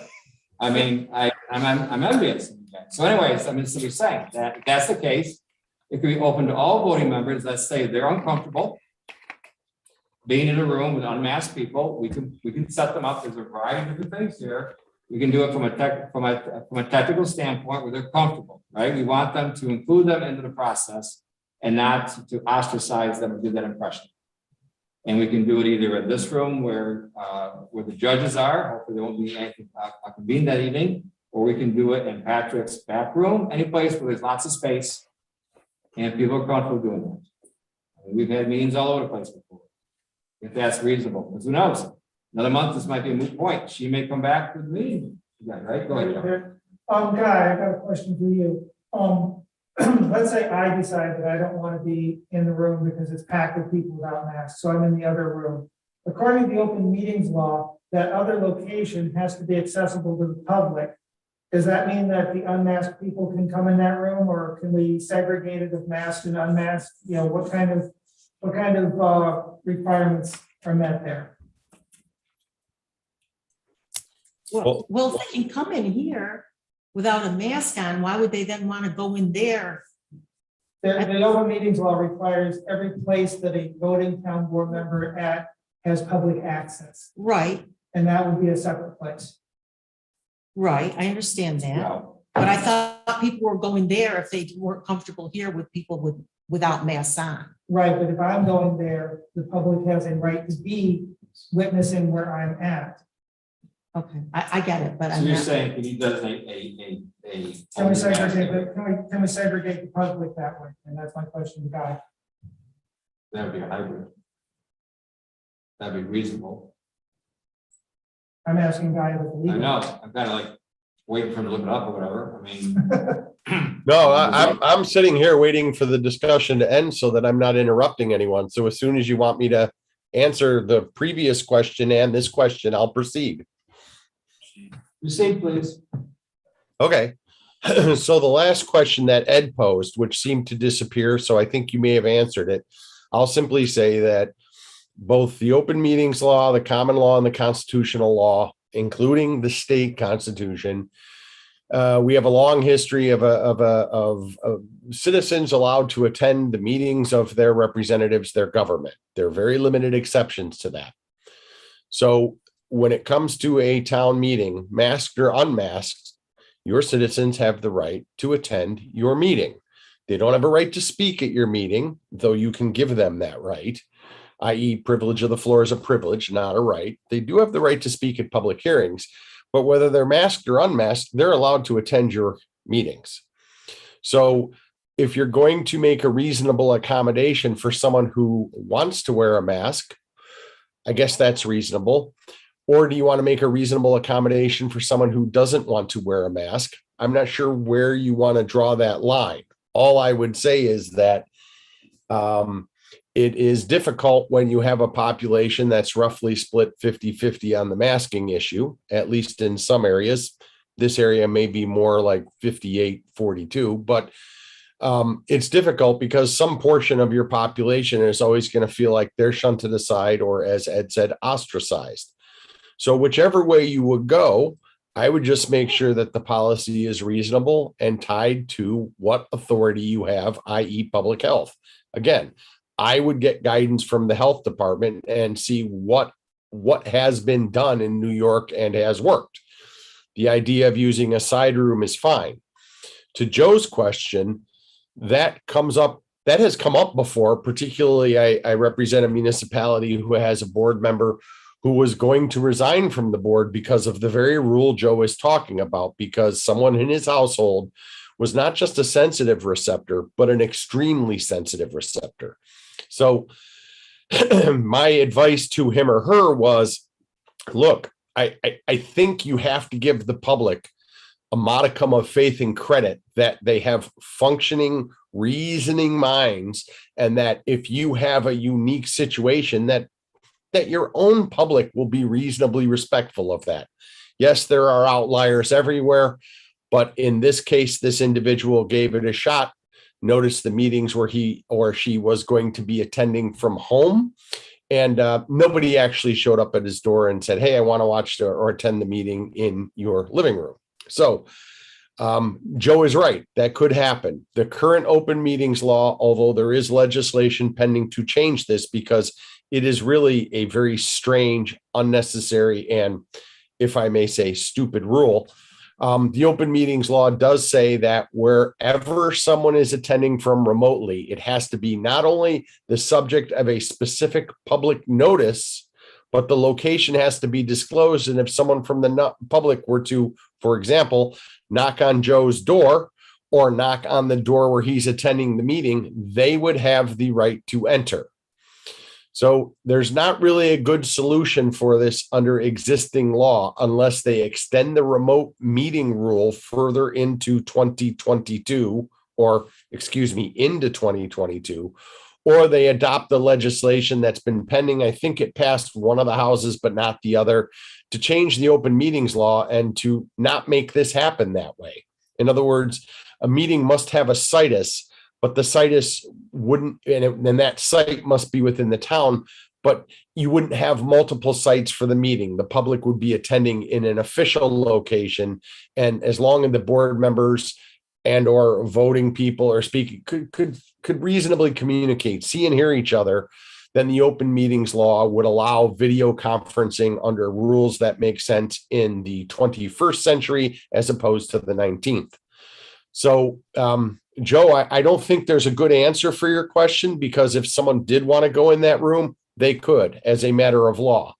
But I think the advice has got to be pretty much the same to you that it was to that other board member. And that is, I think at least until it is proven otherwise, you're going to have some faith that the public will be sensitive enough to understand and respect those types of wishes. I can keep an eye on that legislation and update you as needed, but as far as I know, that remains the current answer under the open meetings law. Can you designate a room where it's mandatory for a mask and 6 feet apart? So the public needs to go in there with a voting member. They can, as long as they're 6 feet apart, they can do that. Yes, if it's reasonably connected to your police power, and I think as long as there is a declared epidemic or pandemic, and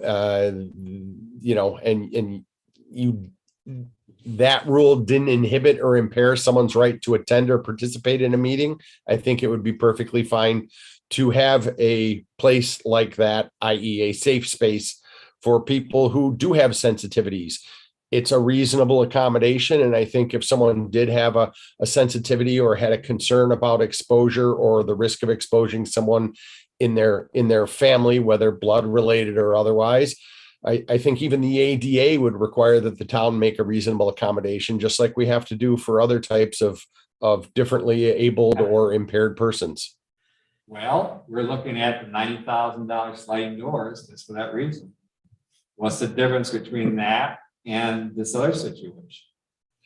It's, to me, it's like, okay, and besides that, whoever are uncomfortable here that are voting members, in all fairness, the public decide they want them represented. We should go out of our way to make sure that they are allowed to represent the people that hired them, in my opinion.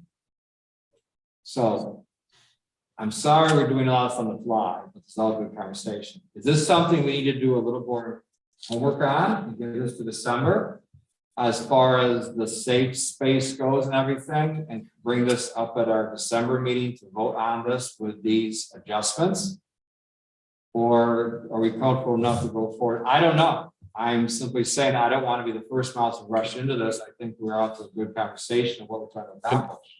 Can I suggest, can I suggest further that you probably have some alternatives you haven't thought of? And that is one, obviously adopting a policy, whether it's town-wide or building-wide or a personnel policy, it does take legislative action of the town board. But the day-to-day management of your individual building isn't necessarily something that falls under a traditional legislative action. That's within your proprietary authority. So if until you ironed this out, talk to the Department of Health, conferred amongst yourselves and got to the point where you were ready to adopt a policy, I don't think you would have a significant violation of law. In fact, I think it's within your authority under Town Law Section 64 just to post a notice on a particular room and say, entry on this room prohibited without being masked. It's just a building management issue, a temporary measure till you get your policy in place. And I think you can bridge the gap and get you where you need to go, whether it takes 2 days or 20. Well, the other thing, Guy, is that is this something that our attorney needs to look over this policy also before we move forward to see if we missed any other hiccups on this? Is the board comfortable with that? So that I'd rather be able to let you defend something if you had the input as opposed to here we are in a mess. And that might be something for policy in general in the future to have our attorney's eyes on, because we seem to have the habit at no fault of anybody that's saying, well, we did this and it's like, oh, we should have looked at this instead, because I believe you have the experience of other municipalities. Maybe they have similar concerns that will address. Maybe some of that input might be valuable to be proactive as opposed to reactive. Well, that's up to you as a board, but yes, this has come up in a number of places and in a number of counties. And frankly, different municipalities react to this question differently. It's really not my place to say what you should do. I would just caution that keep it tied to, public health, something that you do have some authority over, and make sure that it's reasonable, i.e. that it doesn't unduly impact one person or another. Just try to keep it reasonable. I mean, there's a lot of things you can do, quote unquote, in the name of public safety, end quote.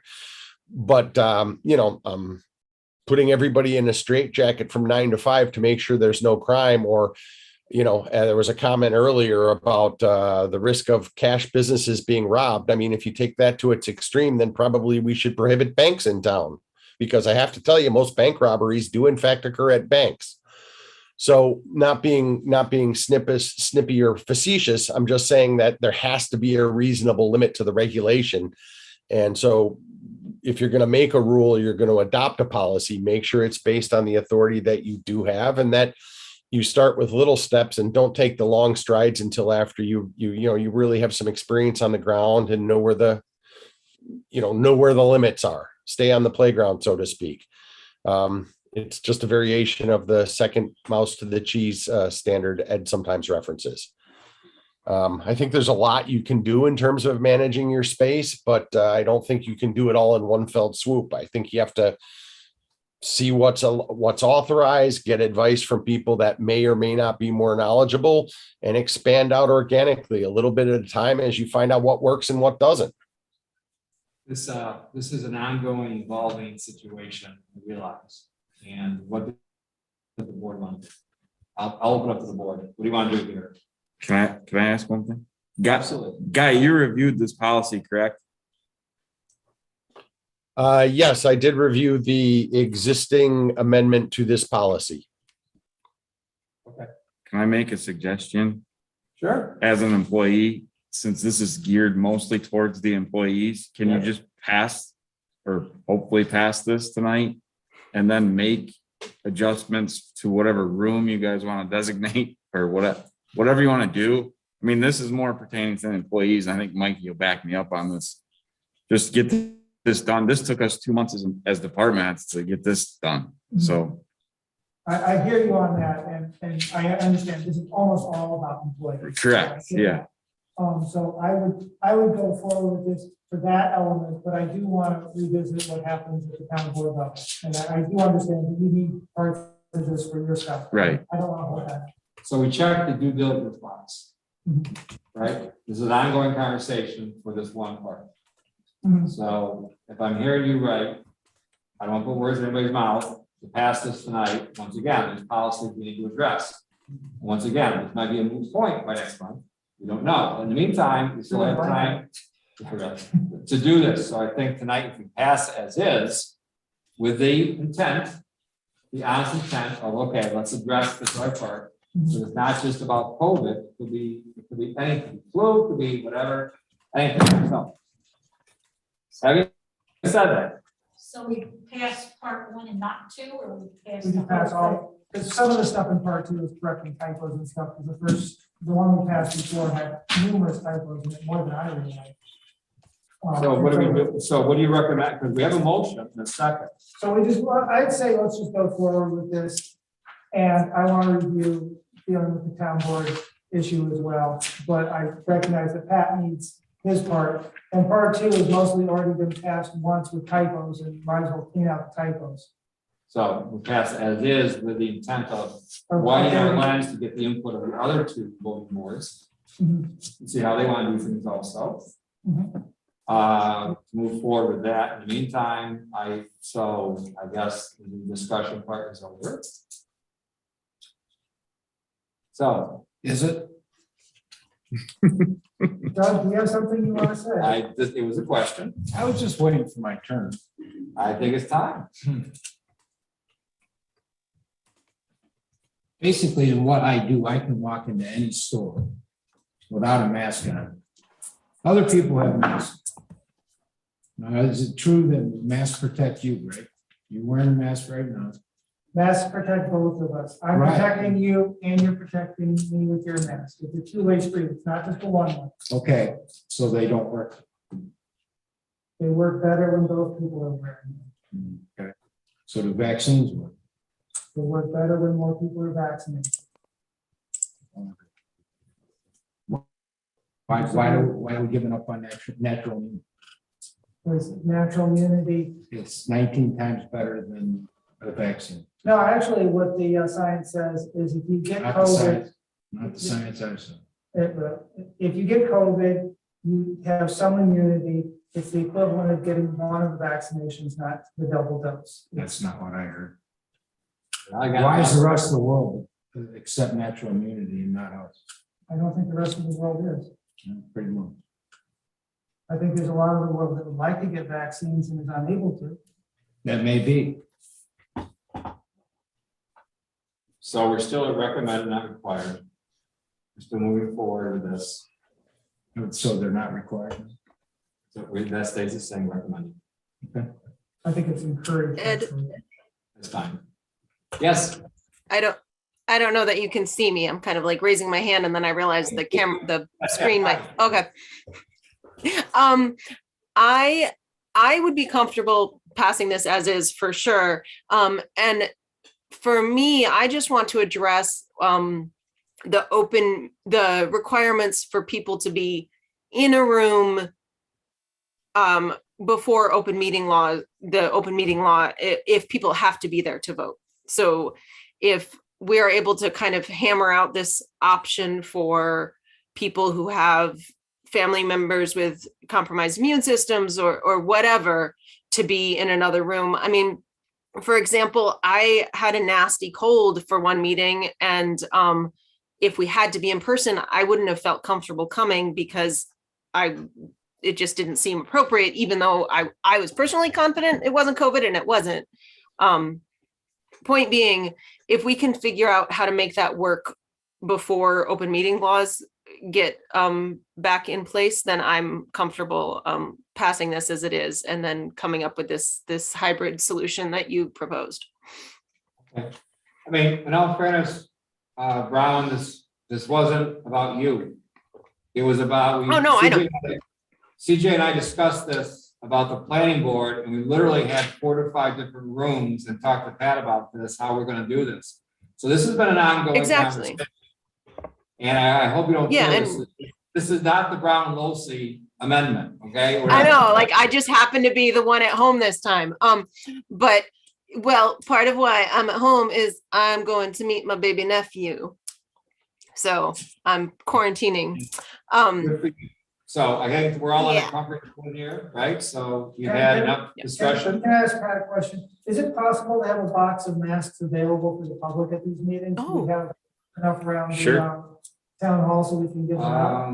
If we're I encouraging, have, it's I nice. have masks in my office. Yeah. We all have masks in our office. Yeah, so if we're encouraging people, can we have a box of masks there as Absolutely. part of the encouragement? Sure. Yeah, Well, at one time, we had a stand out there, a small one with the humongous 55-gallon drum, right? You squirt it from the top of the ground, and have it on your shoes.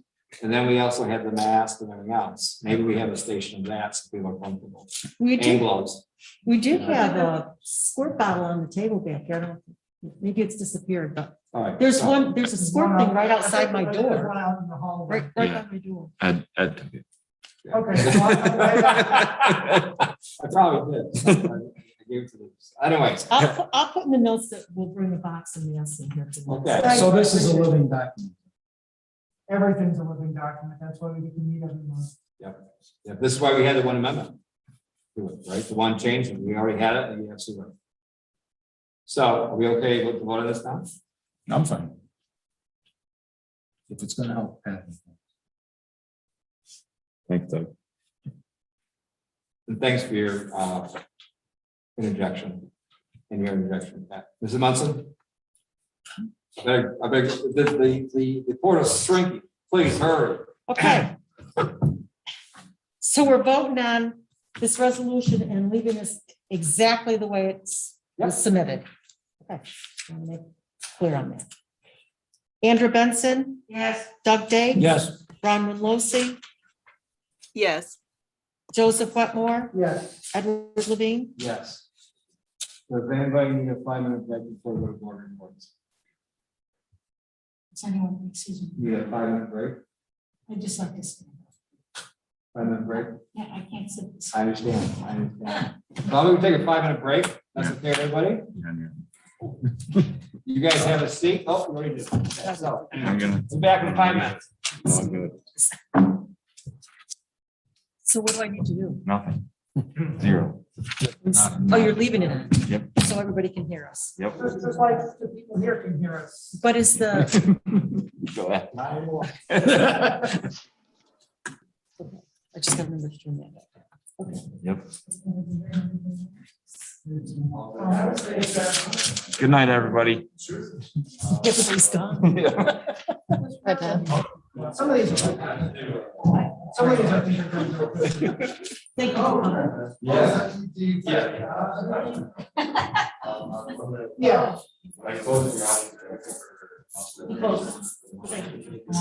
You know, it's really weird. We've been addressing this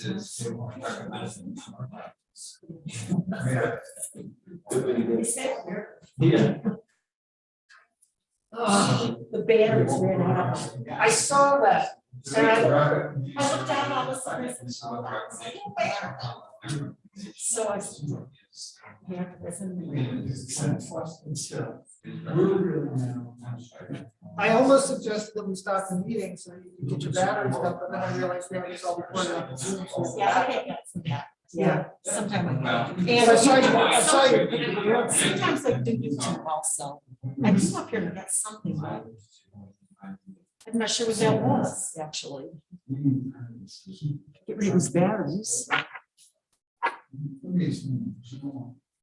So I think just the other day,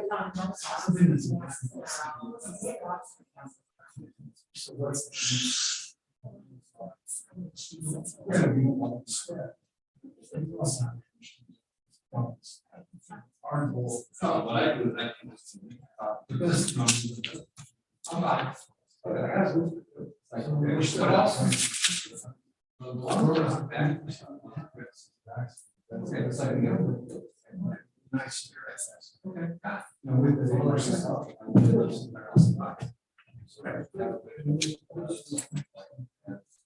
That's really where we need is.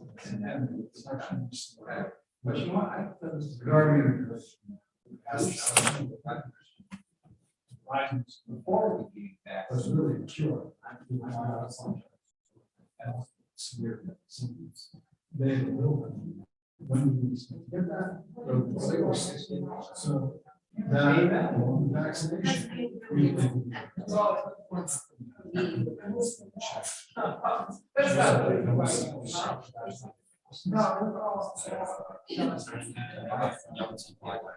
High school.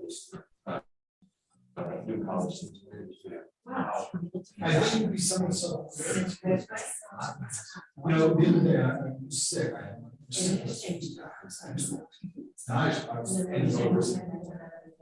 so that's just. But I still want to ask. You didn't want. I mean, you didn't want that. And I think that's a huge.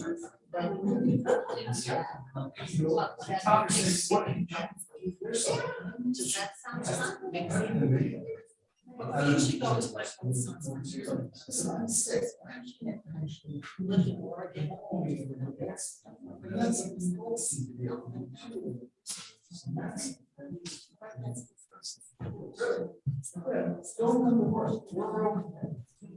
Nobody's.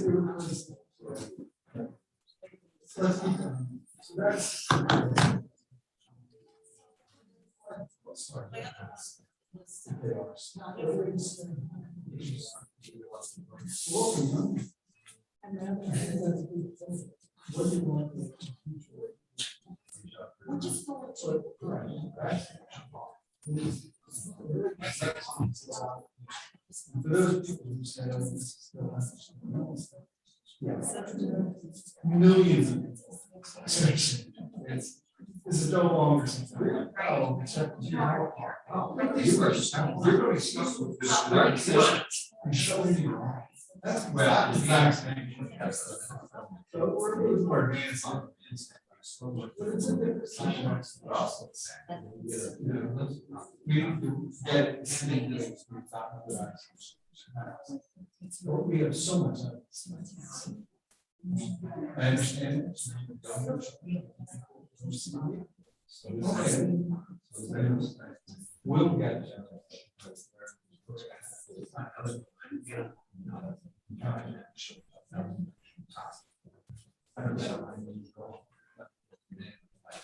And the other thing is, well, the score is incredible. I mean, it's really not. If I walk in, it's too crowded, right? Or if there's people that look, let's say. No, listen. You know, we write things down in our house. We wash doorknobs. We let light salts. Nobody wants this. Boy, we've forgotten that. And Right, we're still doing CD and being out there. So there's so many other things going on right now. It's like right, pneumonia, bronchitis, influenza, TB. I mean, pneumonia. How many people that walk? Pneumonia will kill you. I mean, It does. Like 20,000-30,000 people a year. and again, if you're somebody with my father who's walking about it's like, hey, you're 81 and you've got myeloma. It's like no brain. No, it was, we got up at 5 a.m. for the health study and kept trying to book it for weeks. So there's a good thing for young people to do. Look out for older people. I mean, there's something to it. I'm not saying it's I mean, yeah, that takes time to plan to get that slot. And that's something that people really do is, do that help for someone.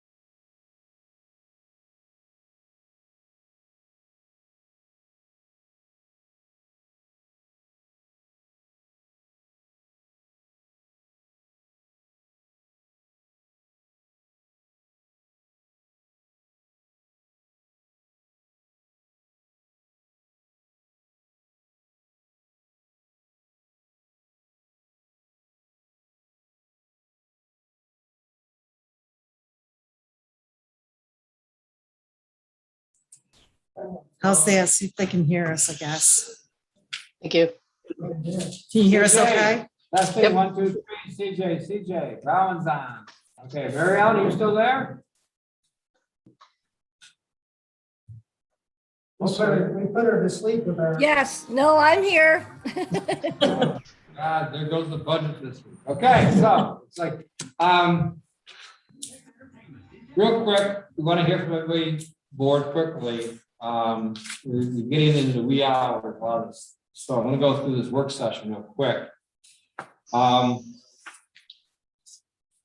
The sale of the, I'm going back down, the ethics board, I think we can wait till next month on that. Okay. The sale of town land, we can wait for that. Someone's considering putting a proposal in, but my basic understanding is they should simply submit the RFP and come to the town board on that. I don't even know if the town center committee actually is really necessary anymore, because now it's just about buying land. And I think we've also got the traffic study done as best we can, and I think also the stormwater.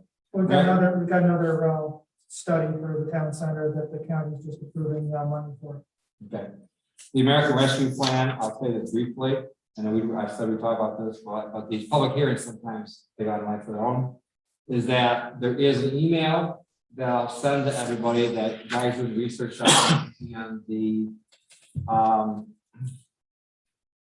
do I want to say here, for broadband budget, that is not covered. Okay, And I'll send that out to everybody. But once again, another moving target, right? As far as this goes. because we have that other pile of federal money that's about, that just got passed, the 1.2 trillion. Once again, That we don't know. we don't know, but that we won't want to do it, so that's all good. So broadband's off the sub tonight. The capital improvement committees, that may be next month for the organization meeting eventually. I don't know. That's a discussion to maybe consolidate some of these committees. They're all good, but we're getting, and that might be something that, and I know you'll love this. Eventually do a 5-year capital improvement plan, whatever, that may be part of that charge, but we'll see. Well, do we want to talk about moving that forward so that our organizational meeting that we, December, you want to do it in December? I understand, but I will be like this in December too. well. I would give CJ time to be able to like consolidate and do the work she needs to do before the January meeting. Oh, and by the way, we still have the zoning to be done, so the rest of the stuff done, right? So. Yeah, I know. This That was just a recommendation by CJ. That is something we can address. I'm not pushing it off. I'm just trying to get this, so that's something we can discuss probably next month. And which one is that, this capital improvement committee? The That thing? the Okay. integration of selected town committees. Okay, I don't know. I don't want to put another load on CJ because that we're right back where we were when the zoning done. So. No, this is about giving CJ more time, and I'm saying if we could talk about it, get a general board agreement that we would like to do this consolidation work, then CJ can take the steps now that she's going to take after we approve it in the future. And by January, we won't be recreating committees that we're about to consolidate into a capital. Well, how about we take a consensus and say in spirit, we're willing to do this and not just start the process. I'm good with that. I like this proposal. I want to start moving it a little bit forward. If we can tonight, that would be good. So in the spirit, if everybody's comfortable with that, to have CJ, I don't want to speak for the whole board, please chime in, to start to maybe do a little bit more research into the consolidation of these committees. CJ, does that sound reasonable to you? Yeah, that sounds great. I think I recently passed on the list of committees to be consolidated, and I'm happy to have any feedback about that or read them off as desired. So let's start talking through the emails. It's something that we can discuss at our next meeting and say, okay, this is what the committee is, and then do the applications, and here we go for January organization. Like a time plan for everybody? Thumbs up, thumbs down, thumbs all around? Okay, so work session, do we want to go over the interactive cloud-based software utilization for town residents? This is something that technology, is this part of the ARPA money? Is this something we're talking about for cloud-based? I think we are, CJ, right? Yep, that's correct. And I sent around some information. I believe there were some questions also, and I tried to answer as best I could, but happy to discuss that more at length here. What's your timeline on that? When do you want to get board approval and move forward? So I sent the contract to council to review, and of course he had copious comments. And so I'd like to go over them with Ed and have that reviewed over the next couple of weeks with possible 12-15. I have a resolution prepared for your consideration to go with the recommendation, which was OpenGov, and I can go on and on about this, but I'll keep it brief. I'm hoping that we can go through some of those more significant points that Guy pointed out in the software contract. And I've also been talking with Town of Ithaca about their experience as well with the contract execution. So hopefully 12-15 to begin right at the beginning of the new year with a essentially deployment of new software. So. Okay, so we want to move forward this one way or the other. This technology, at least that's my understanding. And I will send you the ARPA fund uses and rules, because I may not cover that, but we can find another source money for it. It sounds like, I think the other thing is something's expiring soon, isn't it, CJ? As far as our use our software along those lines.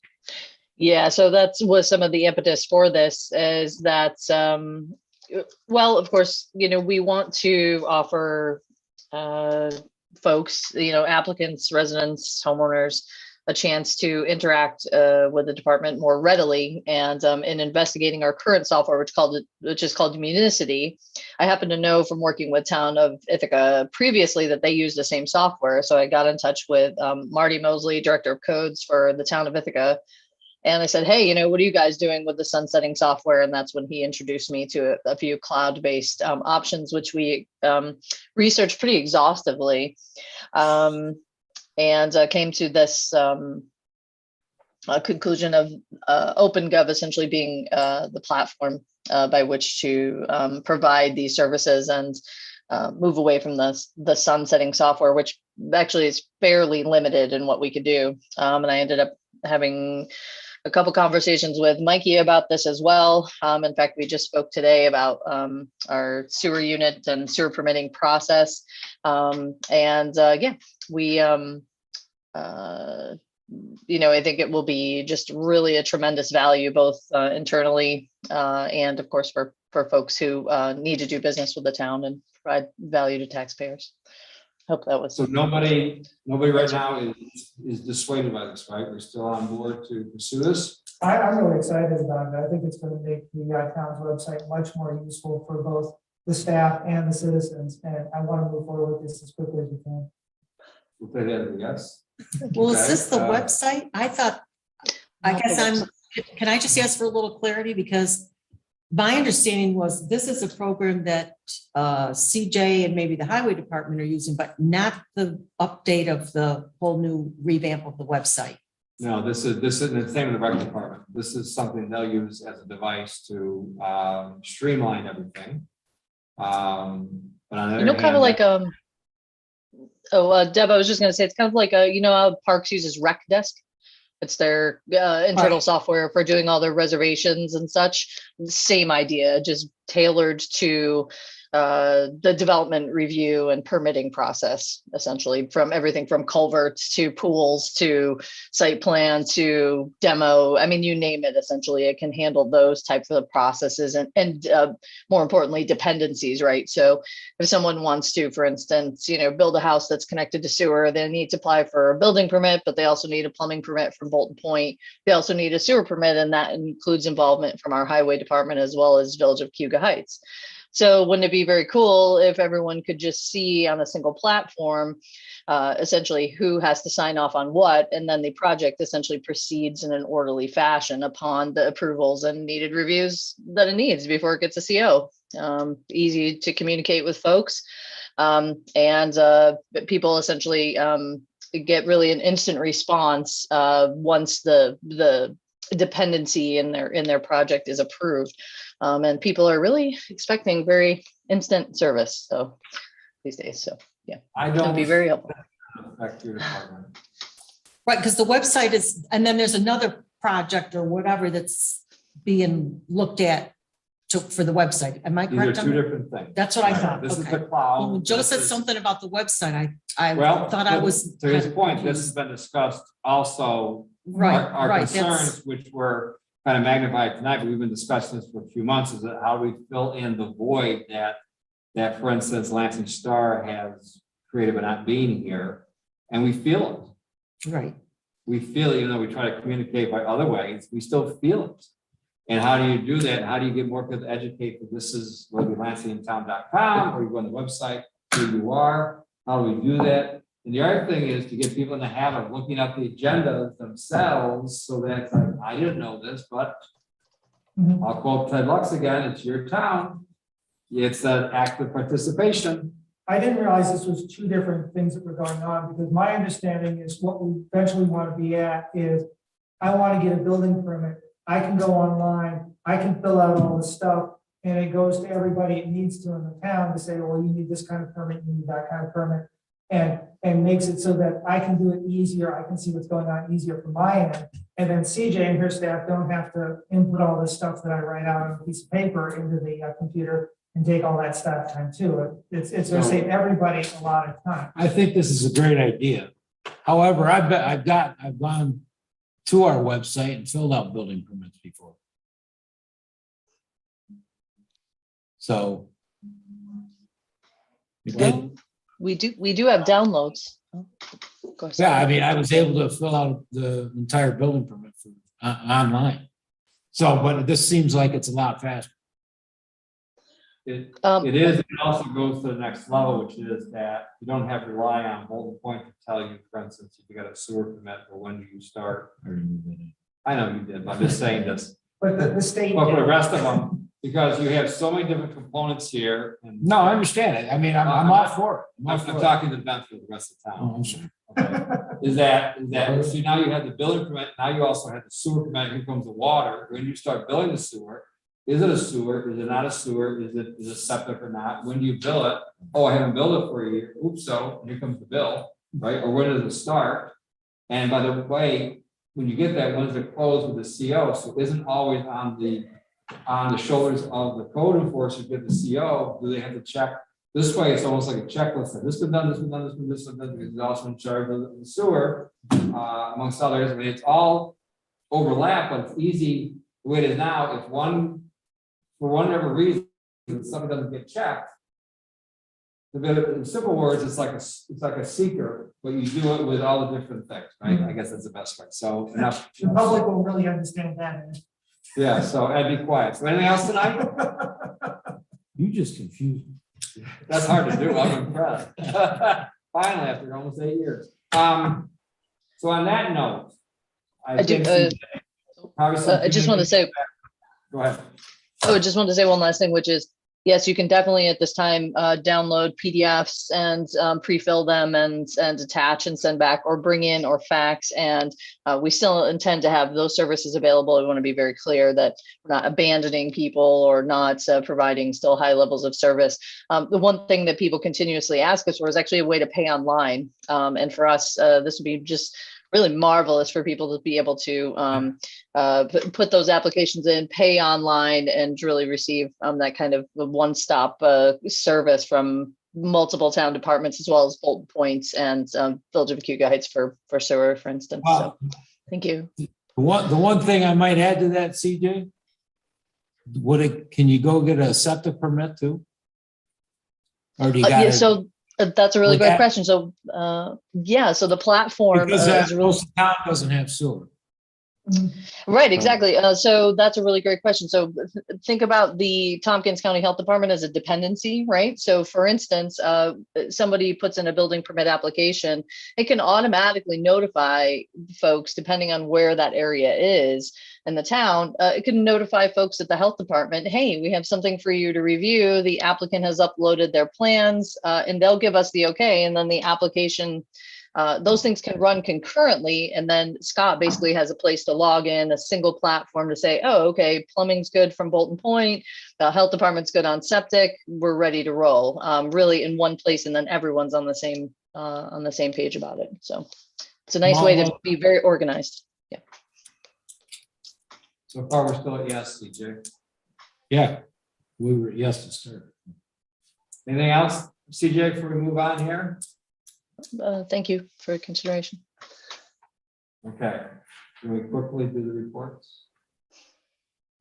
Joe did my. Joe's is done. Good No, job. I actually want to talk about my district here. Oh, please, Joe. Oh, I just want to highlight that the Tompkins County is looking for the towns in the future to give them permission to name street names. And the problem is, in the old days, 911, you call 911, I knew where you were located at because it was a hardwired phone. Now they don't. And so they rely on you to tell them what your address is. And when you've got a 33 Main Street in Trumansburg and another one in Groton, confusion's starting to happen. And so the county wants to centralize naming streets so that they can cut out that duplication of street names and work towards a system that is more 911 friendly, because it's becoming more and more of a problem. And I've actually experienced that with a friend of mine where the ambulance went to the other street. And it took a half hour for the ambulance to get to a heart attack victim. And that's a real problem. Okay. So that's gonna be coming up towards us. And I just wanted to highlight that so people can think about it. Okay. Will there be any input?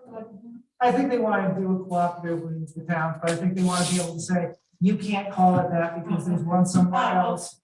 And you'll work with the towns, but I think they want to centralize it. You know, it would be really nice if they could put their numbers to their houses someplace next to their mailbox or something, so people, and this is the concern people have for me that are in emergency business, trying to find 19, Smith Road, and looking for 19, and it may be on the house, but it's 3 o'clock in the morning, unless there's flames coming out, it really is problematic. And those are just simple things. I don't know how the universal thing is here to do that, but it's really nice to have the number someplace on the road, next to the road, so they could do that. And again, I don't want to take up too much time tonight, but I know that's also problematic. We want to talk to the county about that and say, can we somehow have numbers someplace to do this? That's all. I'm wondering if we could use pandemic money and have the town do it. I'm open to suggestions. And that's something for, put that on a list for me to request the research. Okay. Anything else, Joe? No, that was an important thing that I wanted to highlight. It will be coming up. Andrew? Now, the CAC met and Conservation Advisory Committee, and we're working on the scenic byway. And, which is 34 and 34B. Sure. Still working on it. Good. An overlay. No, Joe was kind enough to cover for me when planning board meeting. I wasn't able to attend. I was working. The last planning board meeting was the kind of the working meeting for that, and basically went into. I'll just review it real quick. Code updates for the Q4 20 and 21 and the Q3 2022, those quarters.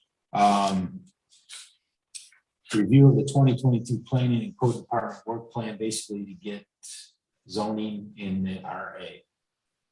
And that was the basis of most of the report. So it's an aggressive, it's aggressive. I think the tenor of the planning board was like, this is going to be really hard to do, but CJ is very confident. I think it'll happen. We're out later now. Yep. Right, So- and they have a year, and after 6 months, we'll review it, and if, this is the whole thing, right? I mean, anyways. Rowan, I'm sorry, do you have anything else? Rowan? Friends of Salt Point didn't have a meeting. Quio is having a meeting right now, the Cuba Lake Watershed Intermunicipal Organization. And the report from the last meeting was passed around to everybody. The important thing from that is we're applying for a grant to kind of cover the gap between the increased dues that are being paid and what we'd need to hire a watershed manager as the dues ramp up. So maybe we'll be able to hire a watershed manager before we thought. And that is all I have that hasn't been otherwise covered. So we pay our dues for that, I believe, do we not? We do a lot more of this. Yep. Yep. It seems like you have all the tough acronyms. Speaking of which, you're not gonna be at the LAC 15 tomorrow. Can any of the town board members Right. attend that? Is anybody able to make it? Not, okay. All right. Well, the buck stops for me, so I guess I'll try to zoom in on that and be quiet, okay? So CJ, That'd be great. can you send me that link for the LAC 15 tomorrow? I think it's at 7 o'clock, isn't it? Yes, I will forward that to you. Yeah, I do read my emails. Okay, real quick, flooding concerns, Ladoga Park. Reached out, thank you, Mike Sigler, for the emergency response. Representative from Tompkins County, Michael Stitley, I believe his name is. He came down within the hour, and when I drove around Ladoga Park, I couldn't get through one time, the water is actually at the top of the dock. Okay, and so I also talked to Jeffrey with a G, Welch. He is also in charge of the one that lets the water into the canals, and this is no room at the end, so to speak. And so they're hoping for, I think, a 10 in today. Moving down. Okay, now, thank you that we didn't get much rain until recently, but it looks like it's down about a foot from what was before. Life was good. 383.5. Was it? 300. Yeah, and the flood is what, 384.5 or something like that? No, I think we're still right around flood. It's just below flood stage. So anyways, some of the residents along the lake have talked to Sean, who is the, I think he's the assistant to Jeffrey Welch. They're trying to find a way to get that number of where the flood is lower so that they have time to drain some of the water out. Because we're like the last one, we can't give it to anybody else. And it's not like us, and all the lakes from Tuca, and that is up from us. We're the last stop. And there's no place for us to put the water unless I think it goes to the Seneca River, and then eventually I'm trying to keep it straight. So anyways, the point is that if you drop it maybe 6 inches, so that it gives us time to move over the water, with all the water comes in. Right. And of course, we had 3 floods in 2 years, especially with the rain in December. So the other thing is that there is an assessment committee again. In the old days, it's coming back. I'm looking forward to Harvest Gold downtown Green now. It's only missing. So the assessment committee basically is you have 2 representatives of the town board, 2 representatives of the legislature. Usually it's this time it would probably be Mike Sigler and David Dawson because they're from Lansing. They also go with the assessment office. If you come in and they challenge it. They say, here's my assessment. My assessment went up $50,000 for the comps. I would like to challenge that assessment with a And we sit as a board and we sit there and decide on the recommendations, and that is going to be coming out in next early spring. So I'll send out an email to everybody, and if anybody wants to be that other person, that myself. Are you going to be on it, Ed? For sure? Yeah, I should be here, God willing. If not, I sent an email and asked people to let me know if they wanted to be on that so we could submit the names down. so I got this from the assessor's office. Did you get the same one or not? Yeah. Okay, so we'll go from there. 2 more things. Good news is that there's a new restaurant open to the public at the airport. You know, it's the Tompkins Airport. We all know it's in Lansing, which I try to remind people. But anyways, it is called The Legacy. It is open from 5 a.m. to 9 p.m. And Sybil Sloan is the entrepreneur. And according to her, it is soul food. Is it right in the airport? It's in the airport. You do not have to go on a plane afterwards. You can go right in there. And I don't know if there's an hour free parking. That's something to check with them. But it is open to, and they do breakfast, lunch, and dinner. I asked her, she sent me the menu. I'm going to try to hopefully get that on Facebook and send it out there and go from there. One last thing, ARPA usage. Guy Pro is trying to weave through the labyrinth of changes and going on here. I will send that. And once again, another living document as it changes. So I'll send out to everybody to see what can and cannot be done. One of the things is that do we spend on our already projects? Could that be salt for next year? Could be something else with the technique of freeing up the money, right? You build up a surplus, it comes back into the fund, then you can, right, county. I'm with you. I'm agreeing with you. That's the road to go, is to free it up. No pun intended, but yes, that's the road to go. But once again, looking for projects that are already there. Mhm. And then what that does is that the money that's already been allocated for that project now doesn't get spent out of this fund because we use the ARPA, which creates a surplus, which goes back into the general fund. From there, you can designate whatever you want. That is the road we want to take. End of story. Does somebody want to make a motion? Unless we have executive session. Pause, presentation. I got a motion. I'll second Got a it. second. Mrs. Munson. And I'm Joe, trying- Joe, you were this the is- second. We're trying to end up with 2 hours. I think Doug's voting yes. All in favor? Aye. Aye. Hi. Any opposed? Okay. Yeah, I love that. I hope I get a picture of it. I'll see that. Thing I love is you're so